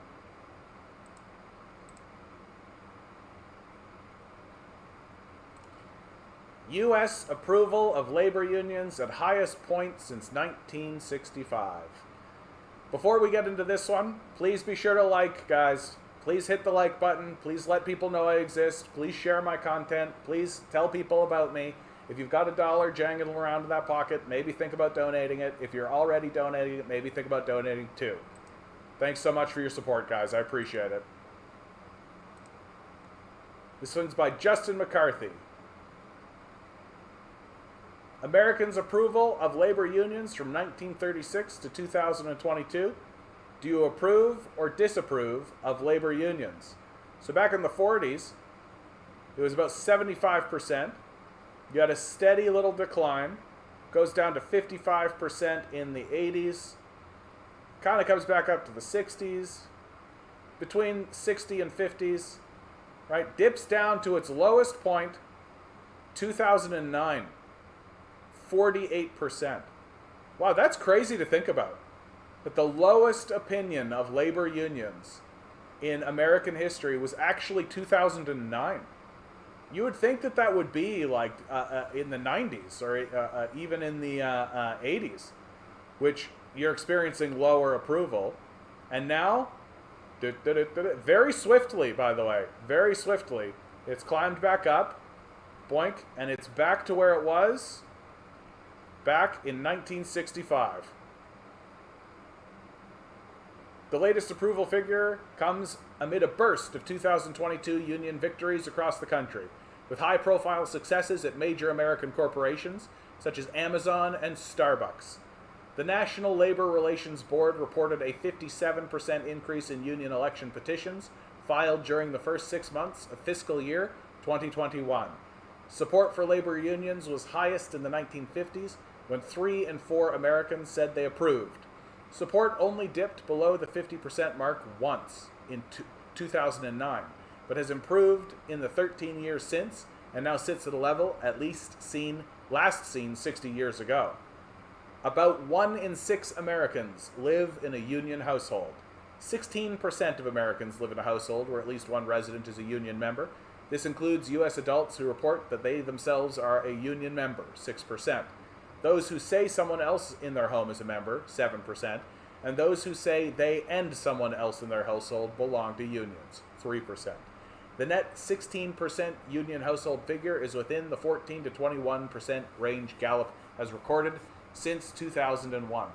Really tough to believe that only like 16 to 14%, right, of the population. That's so low, right? That's so low. Not a member of a labor union, 84%. Wow. I actually always thought that this was higher. I thought that union membership was in the 30s, right? To find out that it's literally like 16%, with 84% not in a union. No wonder we're in the shitter, right? No wonder we're in the shitter. Like, unbelievable. 2 in 5 union members say membership is extremely important. Among union members, only 2 in 5, 40%, rate their membership as extremely important, with another 28% rating it as a 4. In contrast, just 1 in 10 rate it as not important at all. Alright, that's still not so bad, right? That's still not so bad. That's not as bad as I thought it was, honestly. 40% say extremely important. 28%, so 68% say it's either extremely important or important. 17% seem neutral. 2% say not important. 10% not important at all. Yeah. Union members were also asked which of various potential reasons for joining a union are most important to them. Their top answers were pay and benefits, right? And employee rights and representation. Yeah. Job security, better pension. 5% answered positive effect on country. We got some patriots out there. This has a positive effect on the country and I like it. That's nice. That's nice. Yeah, I can't imagine why people are not choosing to go to work. I can't imagine why aren't people working for money that doesn't even pay their rent? It's a mystery. It's a real fucking mystery. Most non-union workers disinterested in unionizing. Right? Not interested at all. That's interesting. That's really interesting. I wonder if they actually ask them. Engagement is higher in non-workers, flight risk is greater. But like, why? Why didn't they ask them? Why? Why aren't you interested? Like, you should ask these people. You got 58% of non-union employees saying they're not interested in joining a labor union. Why? Right? That's what always annoys me about these kinds of polls, is that you get this kind of information and then you don't think, like, maybe you should ask why. Like, I'd be very curious to see what the answer to that is. I'd be very curious to see what the answer to that is. It's challenging. All right. Anyway, some union news. Oh yeah, here we go. Here we go. A prolonged and record heat wave builds over the West this week. Are we gonna get a cool graph? Nah, we're just gonna get this lady talking about severe heat in the West. Climate change is a bitch, eh? It's really coming for us. Some of the hottest temperatures of the year are on the way for the West Coast and possibly staying dangerously hot through Labor Day. as mega heat waves builds in the long term. More than 55 million people are currently under heat alerts from Southern California through San Joaquin Valley and into portions of the Northwest, including 20 of the most populated cities up and down the West Coast. Temperatures could exceed 110 Fahrenheit. Can you imagine Celsius? Oh my God. 110 Fahrenheit in parts of the Southwest where excessive heat warnings is currently in effect. Like, get fucked, California. Get completely fucked. Some records may be broken, but record max temperatures are very high at this time of the year. Record breaking or not, this prolonged heat wave is going to be very dangerous. More than 100 records could fall in the West. Oof. Yep.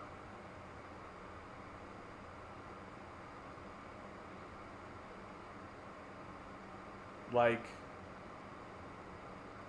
can you imagine being someone who actually still thinks climate change isn't real?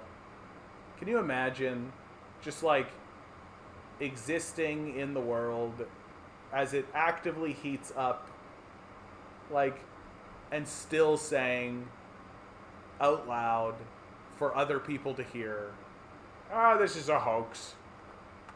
Like, that to me is where my faith in humanity really declines, right? Like, I understand why people can act silly and can act kind of stupid and conspiratorial. But the climate change one, that gets me, man. Like, we can observe this. It's really easy to see. It's gotten really straightforward. I mean, really simple. And anybody who spends any amount of time actually investigating it and observing it walks away going like, yeah, this is a big problem. Like, this is a serious thing. Like, literally everybody. And yet somebody like fucking Peterson stands up and says like, well, you can't really say that climate is change because climate is everything, and so that you can't quantify because everything, and everybody's just supposed to go like, oh yeah, that's true, and that's it. Like, that's all it takes. Just a bunch of fucking nonsense from a person who doesn't know anything about the subject, and we're all just supposed to go like, I guess. No, get fucked. It's embarrassing. It's so fucking embarrassing, man. Like, and again, I say it again and again. We know who's responsible for this shit. Like, we know who's responsible for this shit. We've got like a whole fucking article written up about like, the American Petroleum Institute's roadmap memo, right? Western States Petroleum Associates deception campaign, forged letters from the coal industry to members of Congress, Coal's Information Council on the Environment sham, deception by the American Legislative Exchange Council, the Global Climate Coalition's 1995 primer on climate change science, right? Conclusion, holding the fossil fuel industry. Like, we know. Like, we know who's responsible for all of this. Like, it's really, really obvious. And yet we're just still like, so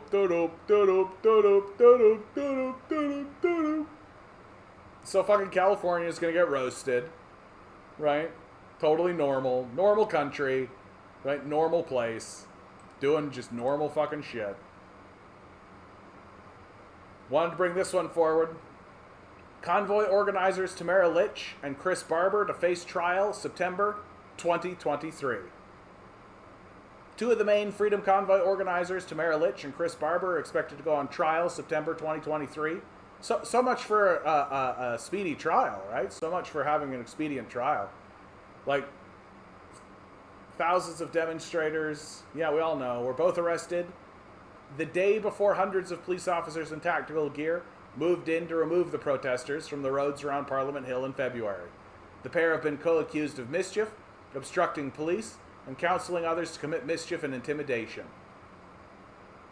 The trial is expected to start on September 5th, 2023, and last about 16 days. They've been released on bail, strict instructions not to communicate with each other or other convoy organizers, except under supervision by their lawyers. Litch was released again in July, still charged with failing to comply with her conditions. Like, this is what they're going to do to us. For sure. Like, should we gather enough force? Should we gather enough people? Should we gather enough? This is how they're going to treat us. Right? Like, what are the charges here, even? Like, literally the charges are having a protest. Which is legally enshrined. You're allowed to protest, right? You're absolutely allowed to have a protest. That is part of your freedoms as being a Canadian citizen. And they're charged with mischief, obstructing police, counseling others to commit mischief and intimidation, otherwise known as having a protest, right? Like, you can disagree with them, and I do. I do not think that Tamara Litch and Chris Barber's solutions for Canada would work. I don't think that they would be helpful, but they have the right to protest. And the thing that I find shocking about all of this is that no one's even talking to these guys, right? Where's the CTV interview with Tamara Litch? Where's the CTV interview with Chris Barber? Where's the CBC interview with these guys? Why aren't we actually hearing what these people say, right? Because they've been silenced. They've been silenced. They've been chased out of the discourse. They're not allowed to speak.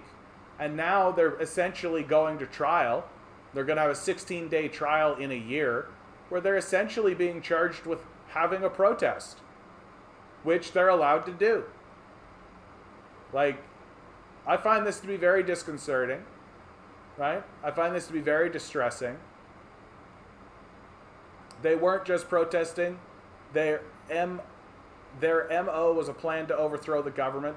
If we plan on doing the same thing, we should expect to be arrested. Punch Nazis in the face. Do not engage. I mean, are they Nazis? I don't know. I've never heard them talk. Right? I've never seen the interview with these guys. Right? And don't get me wrong, like, they're certainly on the far right. They're the PPC crowd, right? Like, they're certainly of that. And their plan was to overthrow the government? Was it? Really? Like, I see, like, you've been right before, Adam, so please, like, you know where to put the information, right? I'll gladly come on your side. But, like, from what I see Canadian citizens who are deeply upset having a protest and being charged with having a protest. Like, if their plan was to overthrow the government, why aren't they being charged with that? Right? Let's see it. Let's see it. Because, like, again, though, like, if that's the case, then we should be able to see that really easily, right? That should be something like, why not put that right here? Right? Why not report on that? It seems to me like what I'm likely going to see is what I'm likely going to see is I'm going to see some Twitter post or something where someone is being like, we gotta overthrow these fuckers. I feel like that's what I'm going to end up seeing, and like, that's not a plan, you know. And I feel like what I am seeing is the government saying to protesters, this is what we're willing to do. That if you start to protest in a way that's serious, in a way that causes economic problems for Canada, this is what we're willing to do. All right? That's what I think. And again, reaffirming, like, I don't agree with these people's view. I don't think that their solutions would work, right? But they're still Canadian citizens. I don't necessarily, and ultimately what I think this is going to do, and acting this way, right?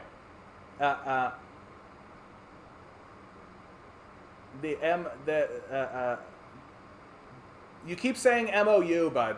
Like, I don't actually know what you mean here, MOU.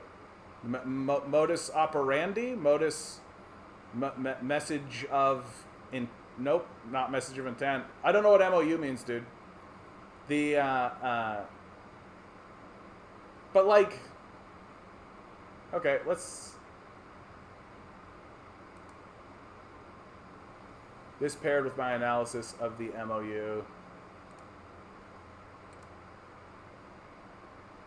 Media could not be played. Yeah, that's okay. I'll look into it later. Like,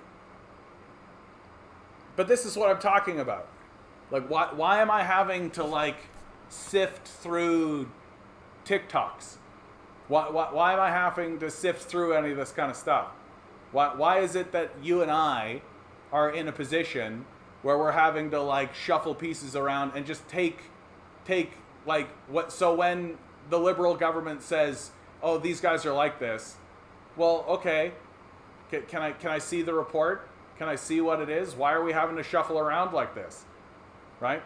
Like, it just seems like there's a lot of obfuscation happening.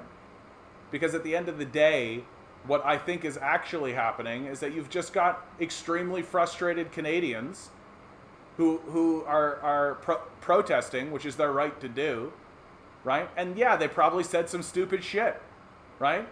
Because, like, they're rural fucking Canadians. Of course they said some stupid shit. Is that like a fucking plan? Anyway, I look forward to your tap back on this, Adam. And I'll keep reporting on this. Because you know what's going to happen, right? That should we take to the streets, we will be treated the same. That they will tell us that, oh, you're trying to overthrow the government, when no, we're not. And they'll just tell us that we are, right? Which is what I assume has happened here. I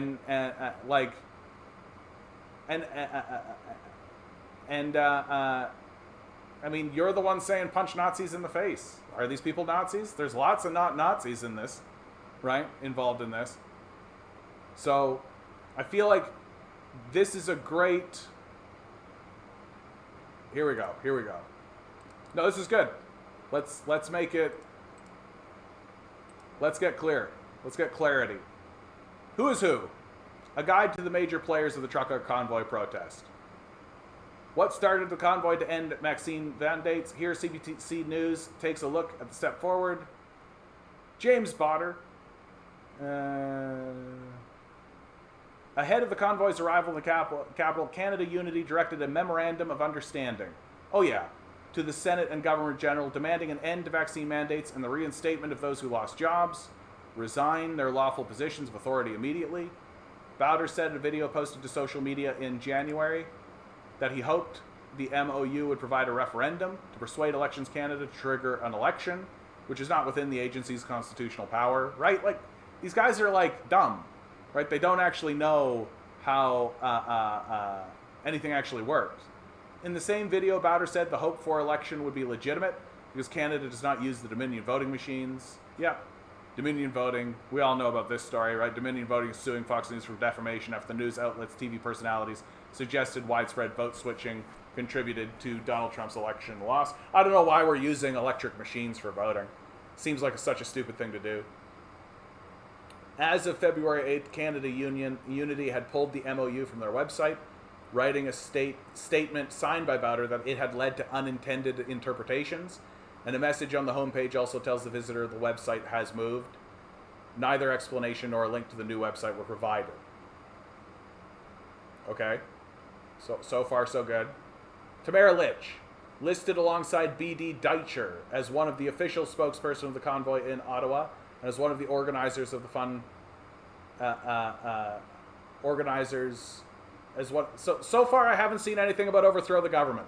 Like, they want to trigger an election, but it's not the right way because they're not smart, right? They don't know how the system works because they're not systems minded, right? They don't actually understand how these systems operate or work, right? They don't know who's in charge of what. They don't know who's responsible for triggering what, right? They're truckers, for God's sakes, right? Like, so they said in a video that he hoped the MOU would provide a referendum to persuade Elections Canada to trigger an election. Yeah, okay. That's sharply different than saying we're going to go in there and overthrow the government in a violent coup. right? Which is what I'm being told they're supporting, right? Tamara Lich is listed alongside B.D. Deitcher as one of the official spokesperson of the convoy in Ottawa, one of the organizers, yeah. Said processors, Lich, who claims Métis heritage, was initially a member of the Wild Rose Party. Yeah, so she's a right-winger, right? She was a member of the Wild Rose Party before moving to Manitoba, joining the Maverick Party, which says its goal is to represent the interests of Western Canada, right? A statement, she is committed to remaining in Ottawa. It's a pretty good chance. So, like, I'm just looking for the statement here that tells me that they're seeking a violent coup, an overthrow, like a fascist overthrow of the government. So far, we want to trigger an election through Elections Canada and have a referendum. That's a lot different. It's dumb, but it's not like a violent coup. And then Benjamin Deitcher made a speech. For authorized alt-right freedom, yeah. Let's assume Confederate flag. Let's assume there were guys there who had a Confederate flag, he said. They believe in the Confederacy of States' rights in a foreign nation. I don't care. Right? Right? Like, this is kind of what I'm saying. So Confederacy guy shows up, and the guy's like, oh, like, who gives a shit? Like, if they believe in the Confederacy of States' rights in a foreign nation? Who gives a shit? Because they don't understand systems, and they don't understand that and of course these are rural farmer trucker types, right? They don't have like an intricate detailed analysis. Like, they don't have CRT, they don't have any of that, right? They literally, like, we look at the Confederate flag and we go, yeah, that's like a symbol of slavery. That's what that is.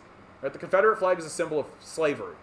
But for, like, these guys, it doesn't mean anything to them, right? And they don't care, right? It's not that they're looking at the Confederate flag and going like, that's right. It's that they're just like, whatever, I don't fucking care. It means nothing to them. And yeah, is that a white privilege position? Yeah. Like, could that even be a white supremacist position? Yeah, sure.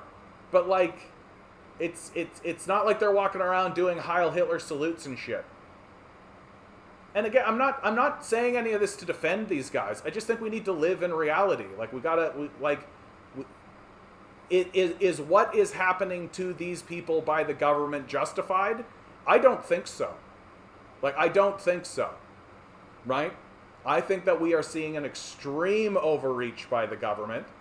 Right?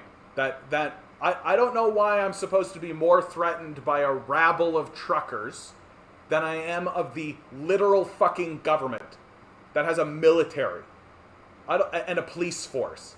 I don't know why I'm supposed to, like, dismiss the concerns of Canadian citizens as they fall into protest caused by a system that's abandoning them. I don't know why I'm supposed to take the side of the government on this one. Like, that's a very weird position, I think. Like, are these guys the greatest people who have ever existed in the world? Is there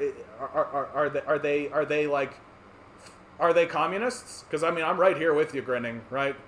I hate it that it's the right wing that gets in the street instead of the commies. Yeah. Then again, commies have reason to fear for their lives. Yeah, there is that. And, like, truckers have assets, right? They have assets. They have trucks. They can literally just get in their trucks and go on down there, right? It's a lot different for poor people who don't have assets, who can't actually get this going, right? Chris Barber, a truck driver from Saskatchewan, one of the organizers, active on social media, including TikTok, right? Barber refers to snipers' presence near the Parliament Hill protests, suggests that sources tell him riot police are headed to Ottawa. Convoy may go dark, yeah. When our phones go dark, that means I'm going to put my tinfoil hat on. They've deployed a no cell phone service thing, he said in the video. Barber calls the COVID-19 vaccine mandates tyranny at its finest and compares the policy to the strict government oversight of North Korea. Like, right? Like, these guys are not that smart. Even though some Canadian students in Ontario and New Brunswick have long been required to be immunized against other diseases. Right? Barber also said in a subsequent TikTok he has Confederate flags hanging on the wall of his home. calling it a piece of cloth and telling viewers to get over it. Yeah, there's some straight up white supremacy right there. Absolutely. The Confederate flag was used as a battle flag during the American Civil War by those fighting on the side of the Confederates who supported the continuation of slavery in the United States. He was taken into custody, but again, like, not a crime, right? Not illegal. He was taken into custody on February 7th by Ottawa police. The following day, he was charged with counseling to commit the offense of mischief, counseling to commit the offense of disobey court order, and counseling to commit the offense of obstructing police, right, in a statement. So basically, the offense of protesting, right? So the criminalization of protest. That's what that is. Released him on a $100,000 bond, right? So pay us $100,000 or rot in jail until fucking September 2023. Like, that's essentially what I'm seeing. Give us $100,000 for the crime of protesting, or stay in jail until 2023.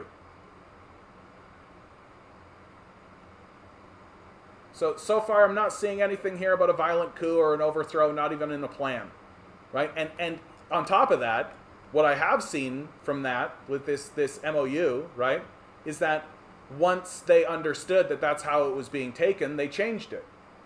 That they didn't want it to be taken that way. Like, I'm not buying into this narrative. I'm not sold. And then convoy operations, we get into more. Daniel Burford, Pat King. Pat King's, you want to talk about the real white supremacist in their midst? It's this guy. Pat King is such a fucking racist that even the convoy turned on him, right? Even the convoy said, this guy, no good, no good. No, the reason why they're going after Tamara Litch and the reason why they're going after Chris Barber is that they're the best organizers. That's the reason they're going. Like, look at how you've got Brian Pickford. Where's Brian Pickford? Roger Hodgkinson, Randy Hillier, right? Paul Alexander. Randy Hillier has had to resign. I think that's what's happened to him. Paul Alexander, right? Tom Quiggin, Daniel Bulford, Pat King, right? Brian Dennison. Why aren't they arrested? Why aren't they facing charges? Why aren't they being charged with all of this stuff? It's because Tamara Litch and Chris Barber are the best organizers. That's what it is. You go after the top, right? You cut the head off the snake. You go after the best organizers, right? And, like, no one's really denying their connections to white nationalism or any of that. Like, I don't, right? Or racism, right? I don't, right? It's not a crime.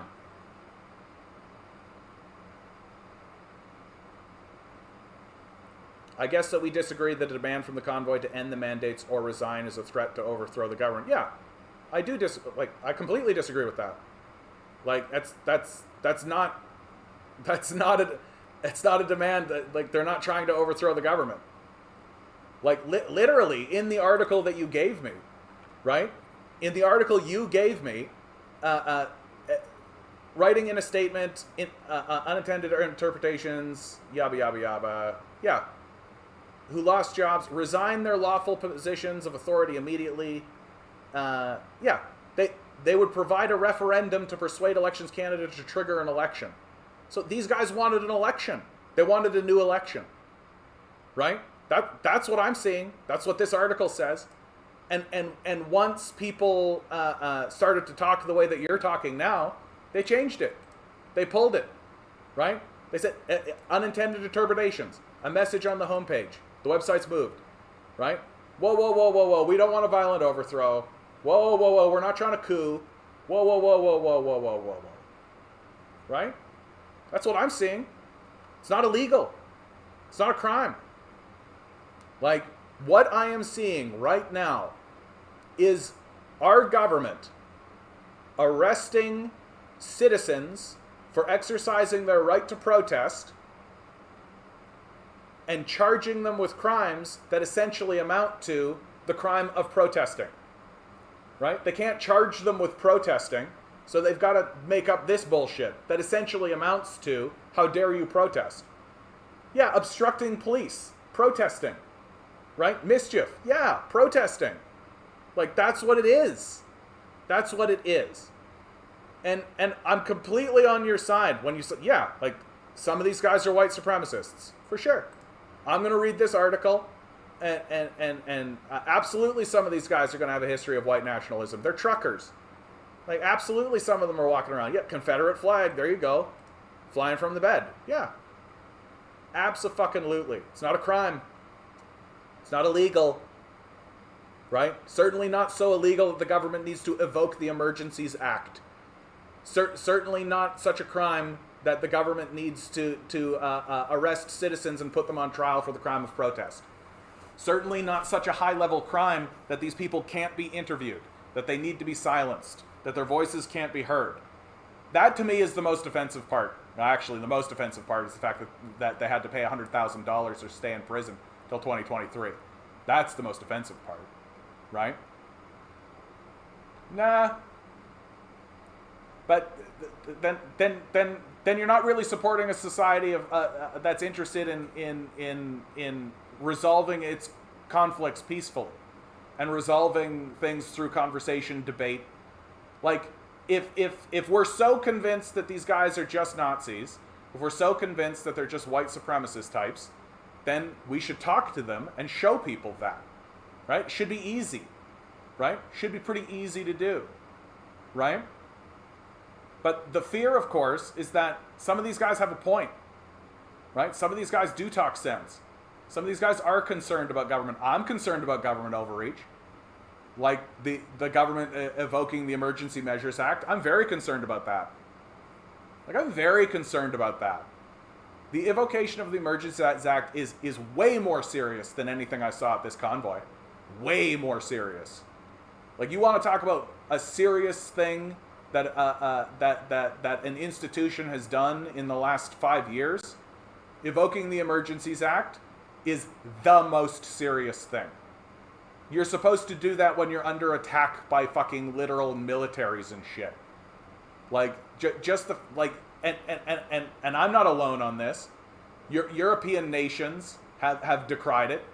They said of Canada that it was inappropriate to do. When Justin Trudeau went to the EU meeting, right? But we don't know. We're not talking to them. Are we, Adam? We don't know. They're just Nazi white supremacists off in the corner. Yeah, forget about them. Right? That's not how you build a stable, safe society. And so what's going to happen? Right? Because of the way that we've acted, and because of the way that the liberals have acted, well, all of these guys have just gone right under the conservative banner. Right? Pierre Poilievre has just scooped him right in. Right? And he's going to be the prime minister. Right? And it's just, it's leading, in my view, like, okay, so let's put aside the whole, like, rights and freedoms aspect of it. Let's put aside the fact that these people are citizens, that they have the right to protest, that they have the right to protest against government, they have the right to organize on this. Let's just put all of that aside and just talk about it from a strict liberal strategy perspective. Is this a good strategy? Is this going to work? No. It's a total fucking disaster for the liberals, right? Because what's happening is that regular folks, right? Regular, normal folks who don't really buy into this whole, like, white supremacist line, right? Because, frankly, the society is a white supremacist society, right? And most people are looking at these guys as just like, yeah, he's just good old boy, he's just trucker guys, right? The average citizen is not taking the position, right? What are you saying? We haven't heard their demands. We heard them loud and clear for 4 weeks. Right, but we didn't talk to them, right? Like, the Trudeau administration didn't go talk to these guys. Yeah, they're Nazis. We don't have to talk to them. There you go. Okay, so now here we are, right? That's your position, right? It's fine to arrest citizens for protesting. For doing what exactly? Like, we have the right to protest, right? We have the right to protest. Like, they didn't call for a coup. They didn't call for any of that. They called for an election.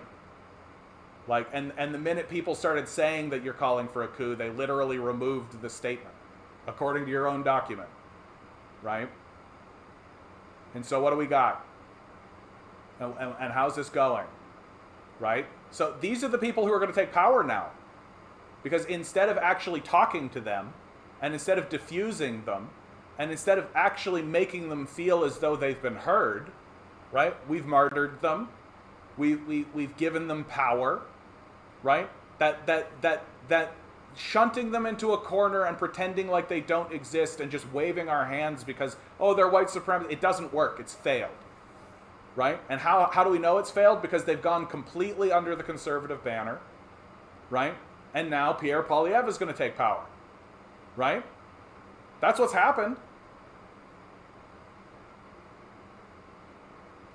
They were not calling for an election. They demanded an end to the mandates or resign, and that they take over. But not what I'm seeing, bud.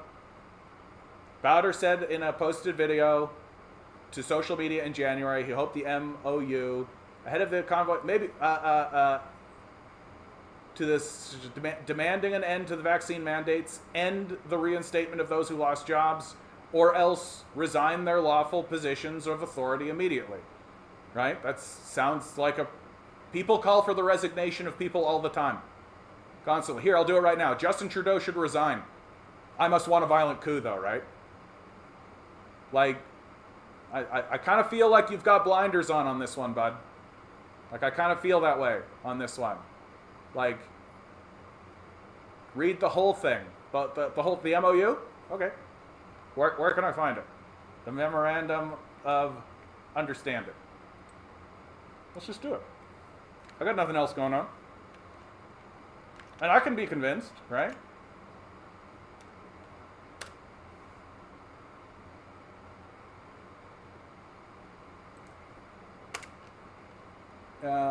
Convoy.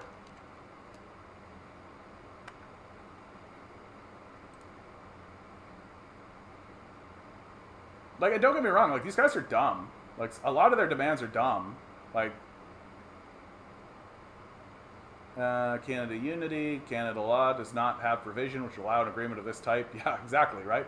It doesn't even have a provision which would allow agreement of this time to elect duly elected government representatives, right? Like, they don't know how the system actually works. Here you go. Introduction to the Memorandum of Understanding. All that tyranny needs to gain a foothold is for people of good conscience to remain silent. Thomas Jefferson, a good Canadian quote. Dear Canadian citizens, Indigenous communities, and permanent residents, thank you for choosing to take part in this unprecedented nationwide movement. Canada Unity represents and defends a coalition of concerned Canadian citizens, permanent residents, Indigenous communities, employers, employees from private and government bodies, institutions and businesses at large. The bond we have in common is that we stand opposed to the current unlawful restrictions as discriminatory, SARS-CoV-2, and not limited to SARS-CoV-2's subsequent variations, mandates. The key to ending the current spike in discrimination and segregation issues impacting millions of Canadians resides within the attached Memorandum of Understanding, or MOU. Many of us will be familiar with what this document is. To briefly summarize, an MOU is a document describing the broad outlines of an agreement that two or more parties have reached. In the case of the party are the people of Canada, the Senate of Canada, the Governor-General of Canada, the highest authorities representing the federal government. The matter to be discussed and agreed upon is this. The Senate of Canada and the Governor-General combined, referred to as the federal government, are to uphold and enforce all Canadian and international human rights laws that are clearly laid out in the MOU, or resign their lawful positions of authority immediately. So they're calling for the upholding of Canadian and international human rights laws. And they believe that the current elected government is not doing so. That's hardly a coup. By having the Senate of Canada and the Governor-General of Canada sign this MOU into action, they agree to immediately cease and desist all unconstitutional, discriminatory, and segregating actions and human rights violations. It calls for an immediate instruction to all levels of the federal, provincial, territorial, and municipal governments to not only stop, but furthermore waive all SARS-CoV-2 and not limited to the rest of it, fines that have been imposed upon its citizens, institutions, and private enterprises. Further, to immediately reinstate all employees and branches of all levels of government, and not limited to promote the same to the private industry and institutional sectors, employees with full lawful employment rights prior to wrongful and unlawful dismissals. Lastly, it instructs all levels of government and private sector that the illegal use of a vaccine passport will cease and desist immediately. sorry, man, I'm just not seeing the coup. Like, here it is. Like, this is it. Like, is there more? Okay, here's more. Okay, let's keep going. What can I do as a Canadian? Like, calling for someone's resignation is not a call for a violent overthrow and a violent coup. It's not. Black and white. So I got to tell you, until I see something else, and you're free to put it in the Discord, I consider this point rested. And I'm just going to keep acting this way. Because calling for the resignation of people is not a violent coup. No, and of course it makes no fucking sense. I'm not saying they make sense. Like, I'm not defending them in an intellectual way. I'm not saying that they're sitting here being like the most logical people who exist in the world. Right? They're truckers. These people are truckers. Right? I grew up around these people. I know these guys. Right? They're using like fancy language. They don't know what any of this shit is. Right? But what's sure shooting is that they're not calling for a fucking overthrow and a coup. They're calling for the resignation. It's right here. Like, you're just choosing to decide that that's the case. That's what it is. You're just choosing to decide that when they say we call for the resign their lawful positions of authority immediately, calling for the resignation of a person is common, normal. People do it all the fucking time, right? You're just choosing to decide that that means they want a violent overthrow and a coup of the government. You're choosing that. That's you. You're deciding that. It's not what's being said. Here it is. Okay, they're demanding a resignation. So what? People demand resignations all the time. I demand that Doug Ford resign. I demand that Justin Trudeau resign. Right? So? Like, so what?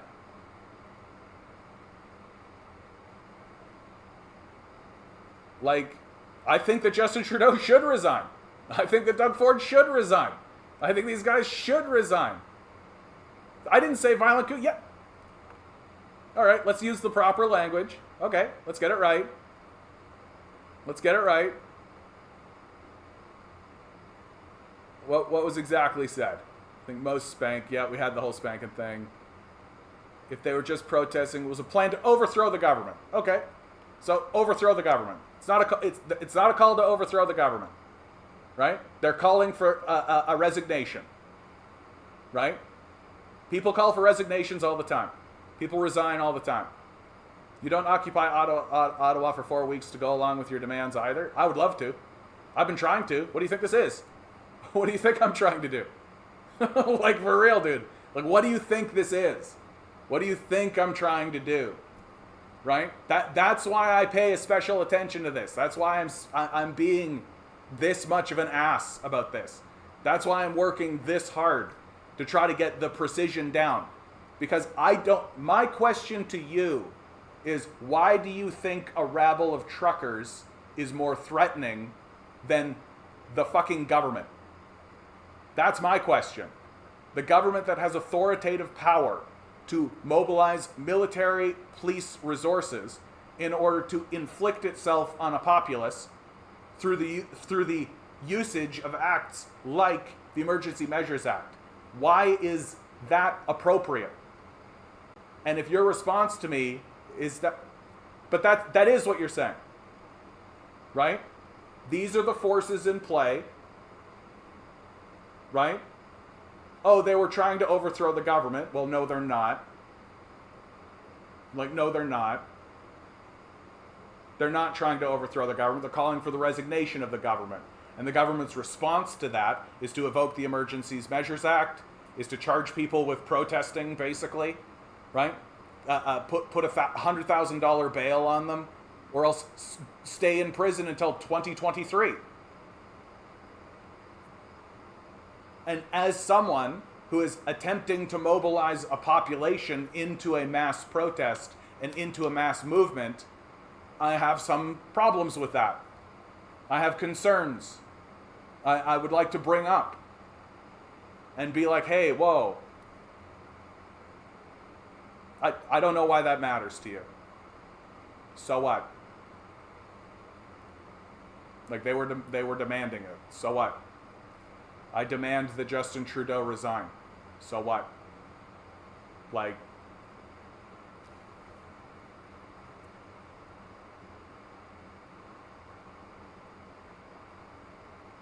and like,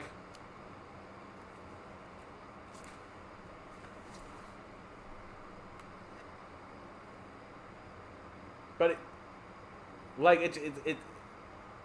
it sounds to me like we got a group of truckers here trying to sound official, right? Who don't actually know what they're talking about, right? Which is normal, right? That's normal, right?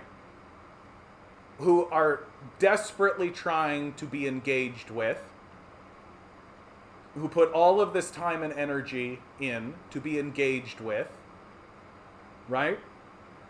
And instead of being engaged with, and instead of honestly, I think the Chrétien government would have handled this like a bunch of pros. I think Jean Chrétien himself would have gone down there and been like, let's talk to these guys. Let's talk to these guys. Let's come to a kind of thing, right? They're just fucking truckers, right? Let's listen to what they have to say. We can do it in front of cameras so we can actually say like we listen to their concerns, right? These are Canadian citizens. We're trying to do everything we can. These are difficult times. We're trying to make sure that everybody is getting on the same page and getting on and you know, sometimes things fall through the cracks and things are difficult, right? And so we're going to come down here, we're going to talk to it. Nope. None of that.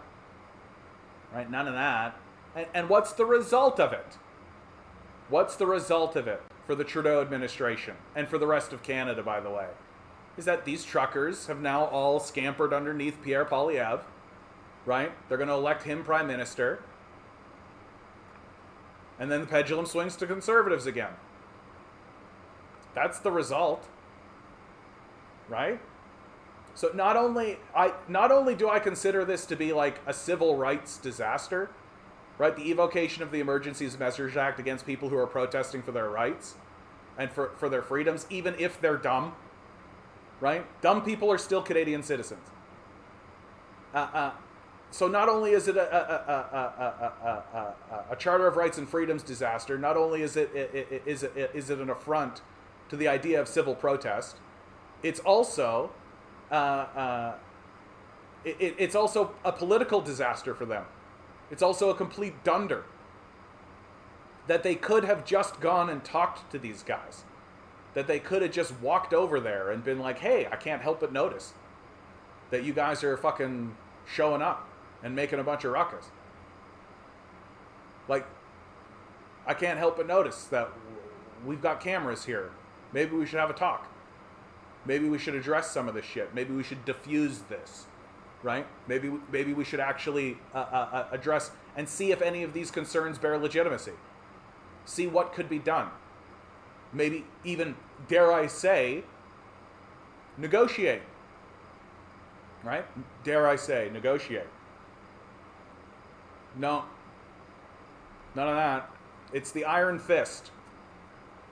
It's the iron fist from the Golden Throne. You think their MOU was legal? They revoked it once it made headlines news because how wrong it was. No, that's literally not what you're... like, they put it forward, and then they removed it because it led to unintended interpretations, which I think is your interpretation, right? And as soon as they saw that people were saying these guys want to overthrow the government, they said, that's not what we're here to do. We're seeking the resignation of these people. We think that what they're doing is wrong and in violation of our laws, of Canadian law and international law. They should resign.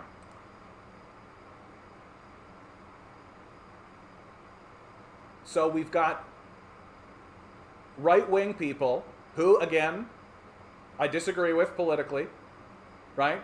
I don't think that their solutions work.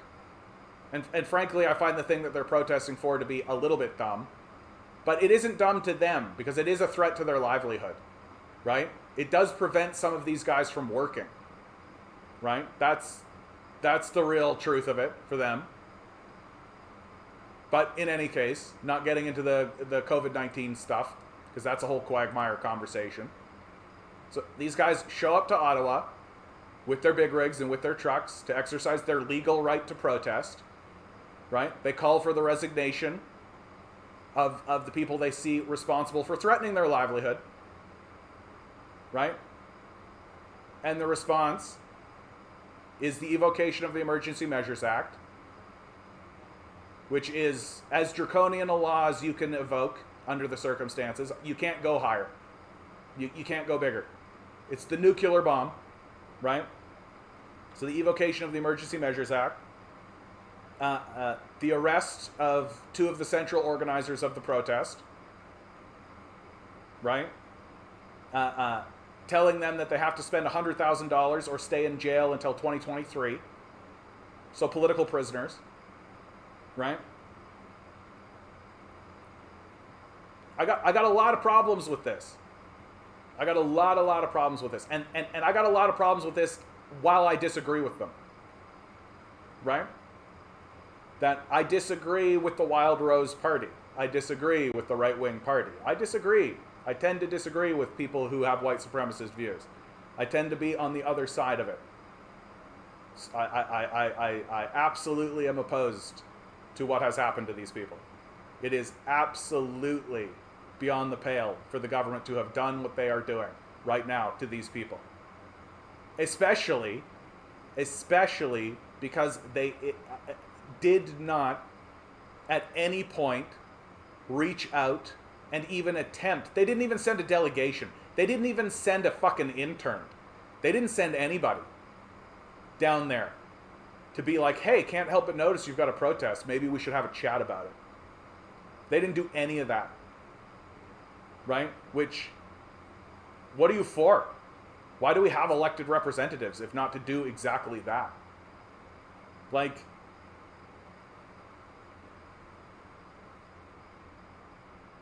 they literally went from 0 to 100 on this. They literally went from 0 to fucking nuclear bombs.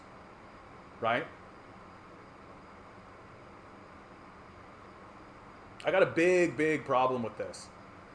This to me, this tells me that we are pivoting very hard into fascism. Very hard into fascism. Because there's no repercussions for him having done it. He evoked the Emergency Measures Act. Okay, so what happens if it's a conservative that does it next time? What happens if there's a disability protest where people go out and they decide to surround, let's say, Doug Ford's house? Right? Well, what happens if they have just evoked the Emergency Measures Act and fucking nuke these disabled people?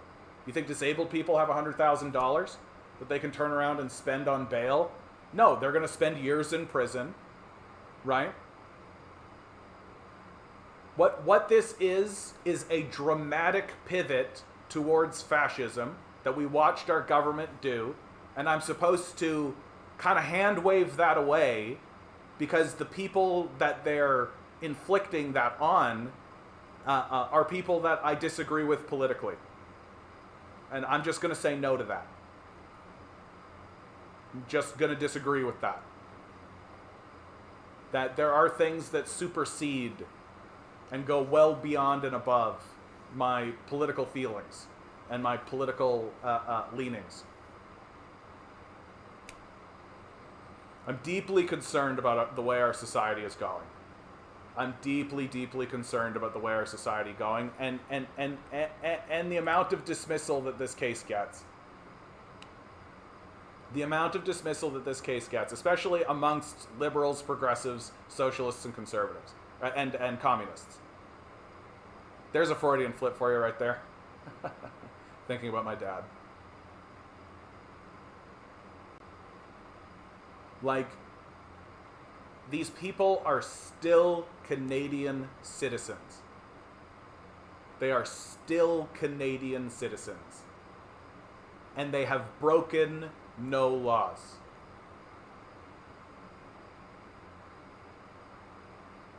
was to dissolve the federal government. Yeah, they're calling for the resignation. You're grasping at straws here, man. Honestly. Dissolve the federal government. Okay. Like, they wanted to resign. We read it. Like, we read the MOU. Like, we read it. Jason LaFace said that the intent of the Canadian Unity protest was to dissolve the federal government through the resignation, right? And they even took it down. They even got rid of it once people started talking this way about it. I'm just not seeing it this way, dude. Like, man, if they wanted to storm the parliament, they could have done it. These trucks are huge. They were there for 4 weeks. If they wanted to go in there and they wanted to like cause some real problems, they wanted to blow the place up, they could have done it. Right? They got fucking semis. They could have driven it right into the side of the Parliament building. Right? Like, instead of that, and the thing that really kicked us off for the convoy guys is that they blocked that bridge. That's what really happened. Right? They went and blocked that bridge. Because at the end of the day, I think the federal government was fine letting them sit in Ottawa for forever while they ignored them. Called them Nazis. Right? They were fine with that. The irony of this is that Justin Trudeau literally funds Nazis. Like, that's the great irony of this, is that he's pointing his finger at the Freedom Convoy guys, calling them Nazis, while he actually gives money to real Nazis. Right? Like,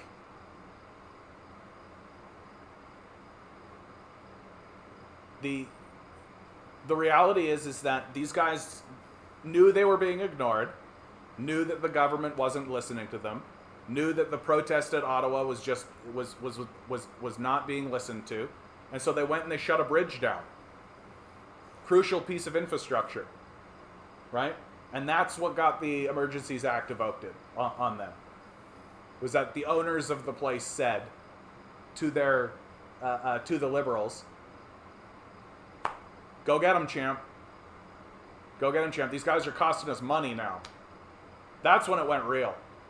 That's the real message here to these Freedom Convoy guys. Don't do this. We're going to send you in prison. We're going to seize your assets. We're going to seize your bank accounts. We're going to put you in prison. We're going to force you to pay bonds, or you're going to sit in prison. You cost us money, we'll cost you your lives. That's outright what has been said by the oligarchy. Outright. And to me, that's black and white. I see that clear as day. And in the meantime, not once did the government even negotiate with these guys, even talk to these guys. Like, I think it's brutal what we're seeing. I think it's really brutal what we're seeing. And once it starts happening to socialists and communists, and once it starts happening to leftists of all stripe, right? We shouldn't allow the government to practice at this. We shouldn't allow the government to practice at this. Negotiate what? How would that have looked? I don't know. We're not the negotiators. We elect those people. Right? Like, again, like I genuinely believe that what all these guys really wanted is for the government to talk to them. Right? To talk straight with them. Right? Like, really, that's what I think they wanted.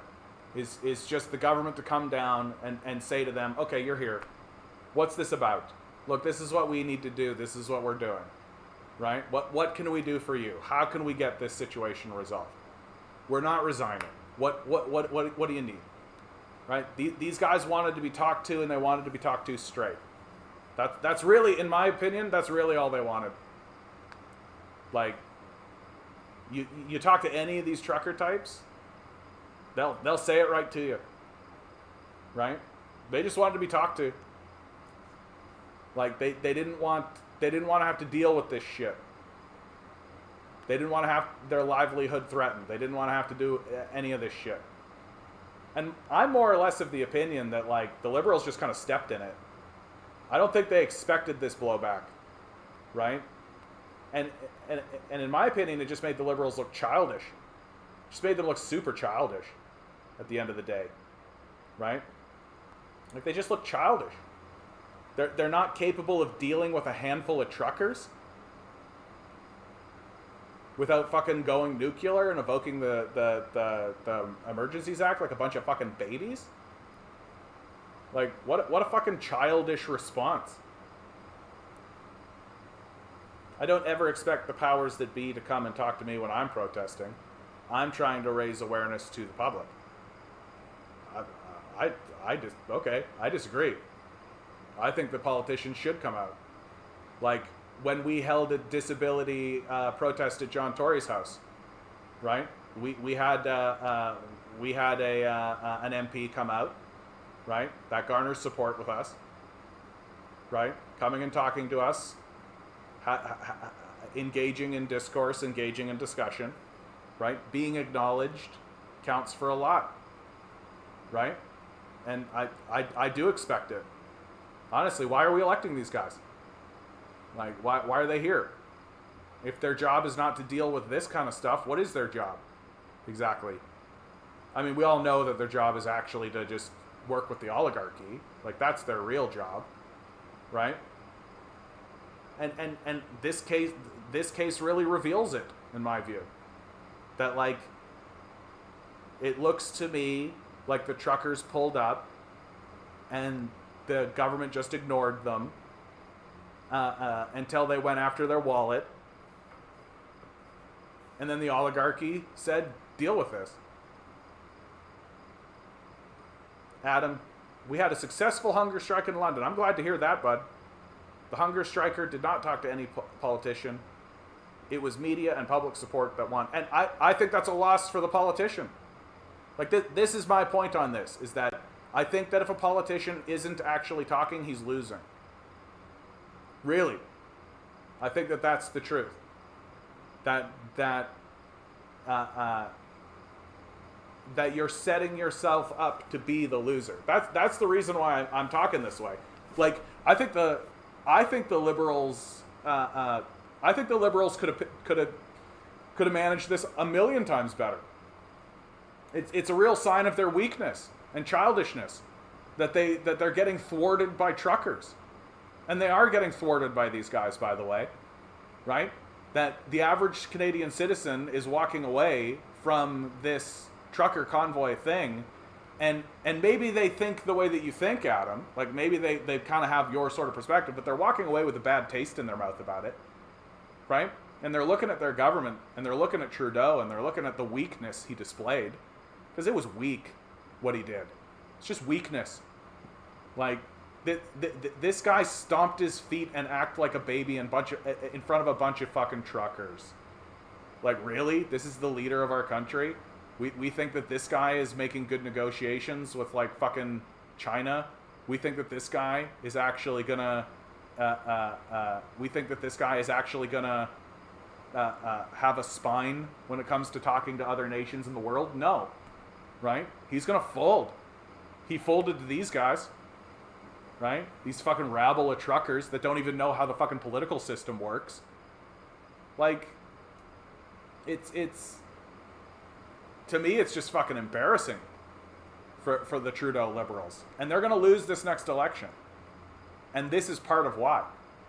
Because a strong leader, or at least a leader with a brain in his head with some sense, would have at least gone outside and taken a look at these guys and been like, well, you're here.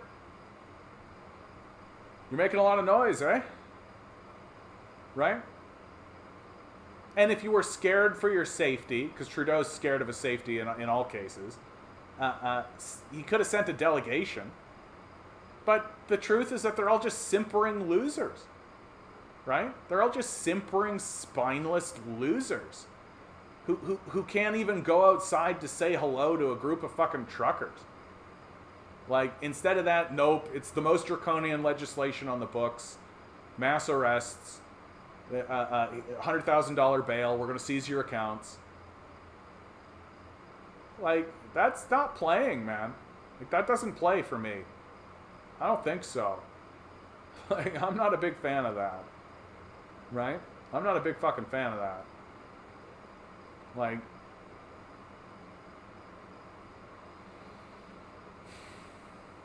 and I understand the position that I'm taking is somewhat controversial, but and I'll always say this especially in regards to this. Like I know these types, I know these guys, right? Like they're primarily clueless, really. Like they're a lot of bluster, they're a lot of talk. Like yeah, many of them have racist, closed-minded views, like absolutely the fucking truth. And yeah, like they're protest about mandates. Because like fundamentally what they're protesting is the loss of employment. The loss of wages. Like, that's fundamentally the position. Right?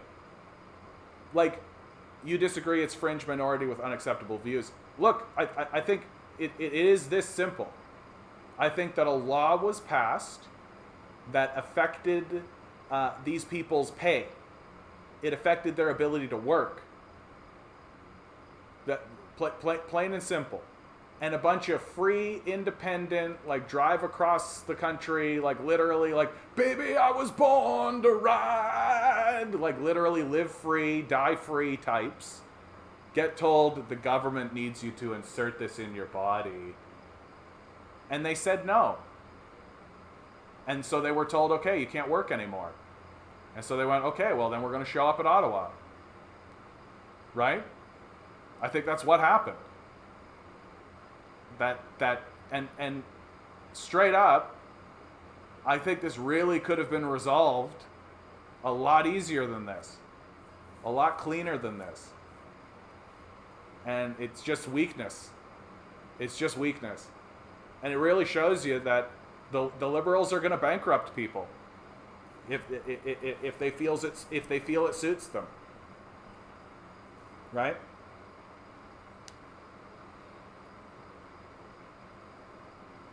No, and we're not talking about locking arms with these guys.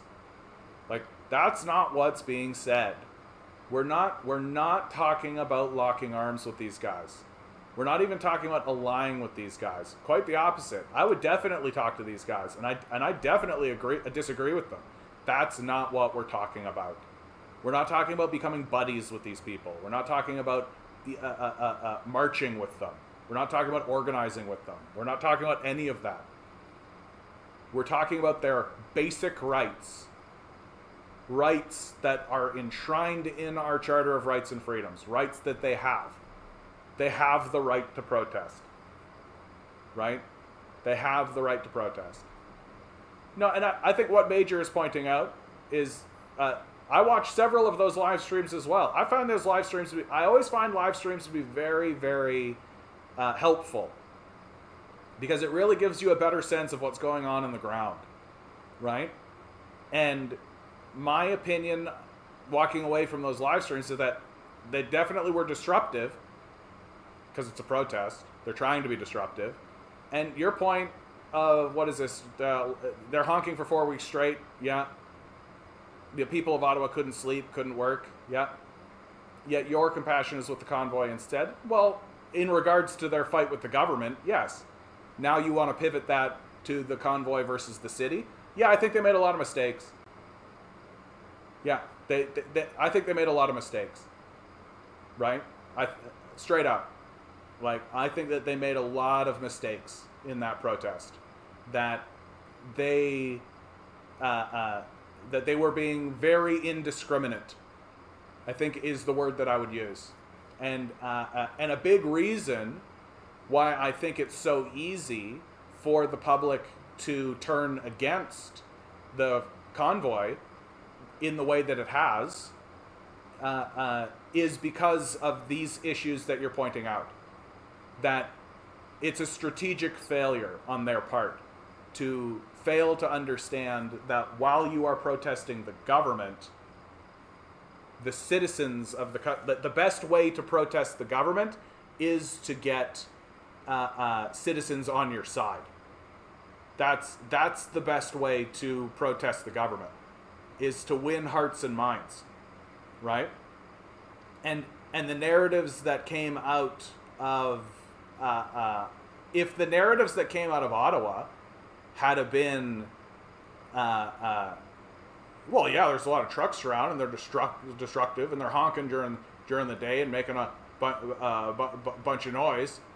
I think the rest of us would have been like, yeah, like that's to be expected, but it was beyond that. As you say, like there were stories of harassment, there were stories of citizens experiencing very negative experiences coming out of the convoy, which I believe for sure, and I think that that's a failing of the convoy. And is that avoidable? Because you had similar stories coming out of Occupy Wall Street, if you remember, right? Lots of people talked that way about Occupy Wall Street. That Occupy Wall Street, like people were harassing people, and there was all kinds of problems, and they're dirty, and they're dingy, and they're blocking businesses, and they're doing this and they're doing that. And like my response at the time then was like, yeah, it's a protest, like it's a big fucking protest, right? And so when those similar stories started to come out about the convoy, I thought to myself, yep, there it is again, right? It's just, I think the difference between Occupy's protest is that there is something of an inevitability, like it's a mass of humanity. Of course, you're going to have those stories, but the convoy truckers, I think, reveled in it. I think that they, you could see that there was kind of a reveling in the disruption that came out of the Freedom Convoy that really hurt them, that really hurt them, and really hurt their movement in a big way.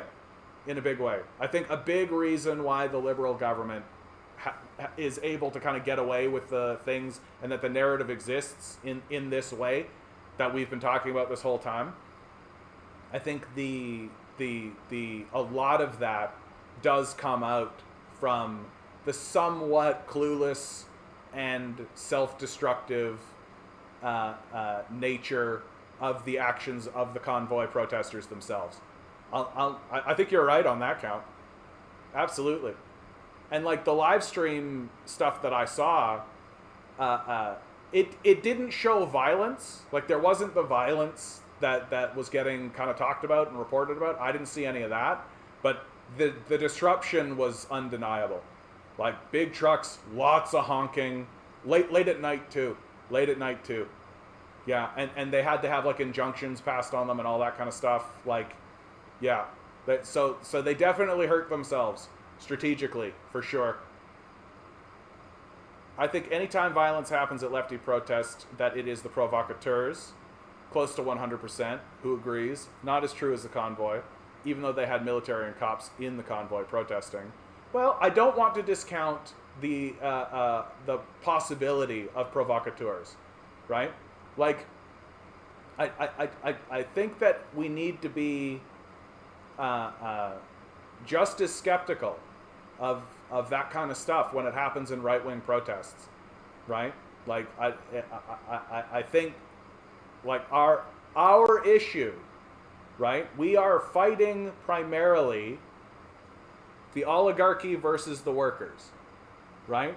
And if Watson were here, he'd be reminding us that these guys are like petty bourgeoisie, right? That they're of sort of a higher status of class. They're more closely allied to the bourgeoisie than we are, right? Like, and there's that's fair. Like, I think that's a fair thing to say as well.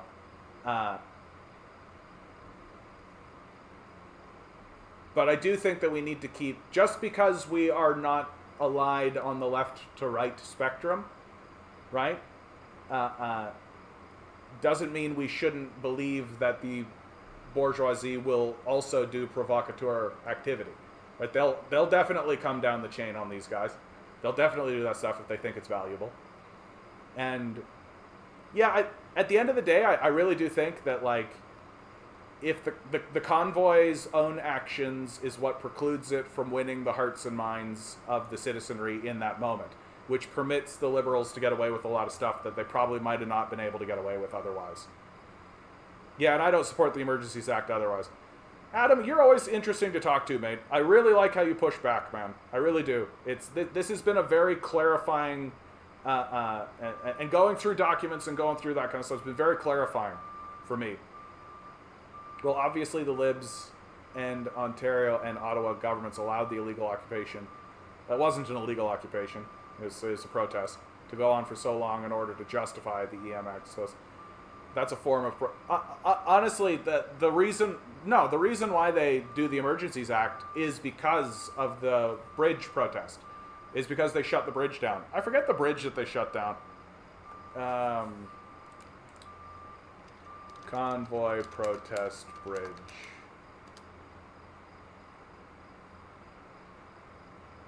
Uh-oh. Yeah. Block's busiest bridge.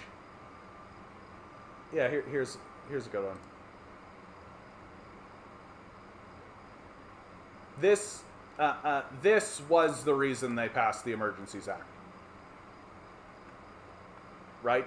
The Ambassador Bridge, a vital crossing,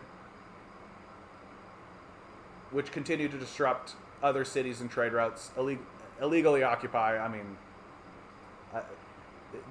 this is very much the same sort of language that gets used when they say Putin's unprovoked attack, right? Like illegally occupy. Of course they're illegal. Like, of course it's a protest, which they're permitted to do.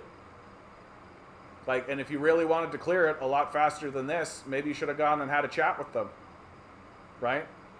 Because you want to know how you turn public opinion against a group really, really fast, right? You go and you talk to them, and then you turn to the public and you say, look, we're trying to talk to these guys, but they're not willing to listen.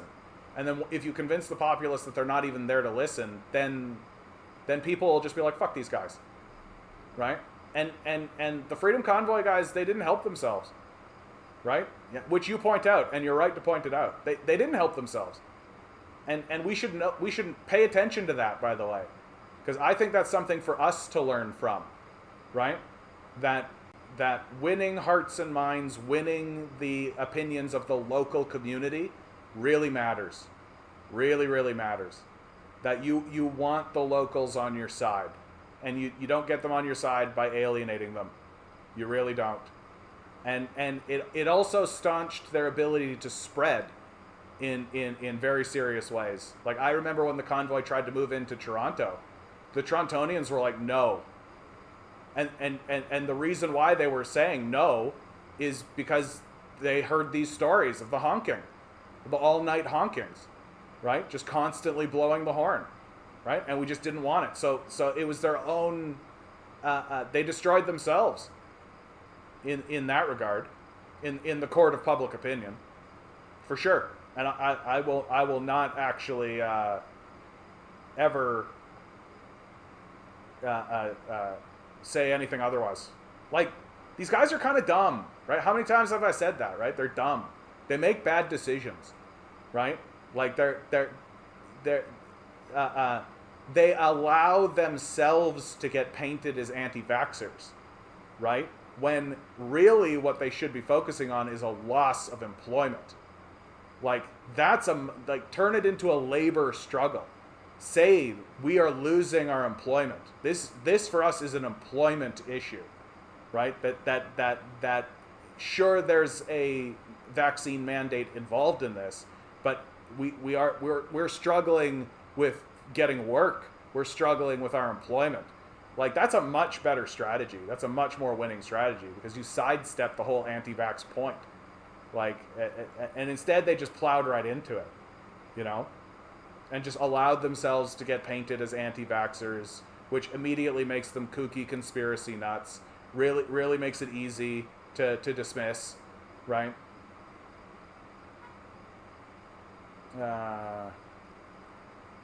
Yeah, but this is the reason why the honking started to die down, because they actually passed injunctions in the city of Ottawa that they basically made it. They said, like, if you continue honking, we will just fucking arrest you, right? So they passed injunctions, and those injunctions stood. So people got to live, right? They got to live. You can have your protests and you can do your stuff and all that kind of stuff, but like it is your right to do that. But there is like a negotiative element to it, right? Like, you can't just like wag your dick around and expect people to smile at you. The convoy of folks. Now Adam's living. Now we're going into utopia. Let's do it, Adam. The convoy folks should have become communists and gotten the vaccine for the betterment of society and not just be selfish. Yeah, good luck with that. Good luck with all that. Yeah, though. Everybody should become communist. You know what? You're right, Adam. Those convoy folks and liberals and conservatives and NDPers and Green Party members and everybody across Canada should just become communists. Then everything will be better. There's something we can 100% agree on, bud. I'm right there with you. Yeah, not how this society raises people. Yeah, you got it, Ligandese. Bringing us back to the ground. Bringing us back to the ground. All right, guys, I'm well overdue because we got caught in that conversation, which is a good one. I'm glad that I had that. I feel like I crystallized my views a lot on that, Adam. I appreciate that because this is a tough one, and this is always going to be a tough one. Right? This is always going to be a tough one because it is like there's a lot of things going on within it, right? Like you do have like white nationalism and racism. You do have threats. You do have disruption and protest and all of this kind of stuff. But then you also have government overreach, and you also have the liberals themselves. How did they act? Why did they do what they did? And to unpack all of that, I think that's very useful for us to do. Especially to me, like, as we continue forward, I already closed it, it's fine. As we continue forward, right, we do need to be thinking about these things strategically and how to move forward strategically and how to not get fucking totally railroaded by people evoking the Emergencies Act and stealing all our shit, right? And the best way to do that, as always, is to win hearts and minds. Have the public on your side. Have the public on your side, and then the government's not going to feel so easy getting away with this kind of shit. All right, guys, we reached the end of this one. I'm over time. Always remember, each and every one of us is a quantum being, walking around in quantum energy. These billionaires are spending hundreds of billions of dollars in the hopes that we'll never realize it. We'll just stay the good little commodities they need us to be. Rebel, revolt, repent. Good luck. We're going to need it.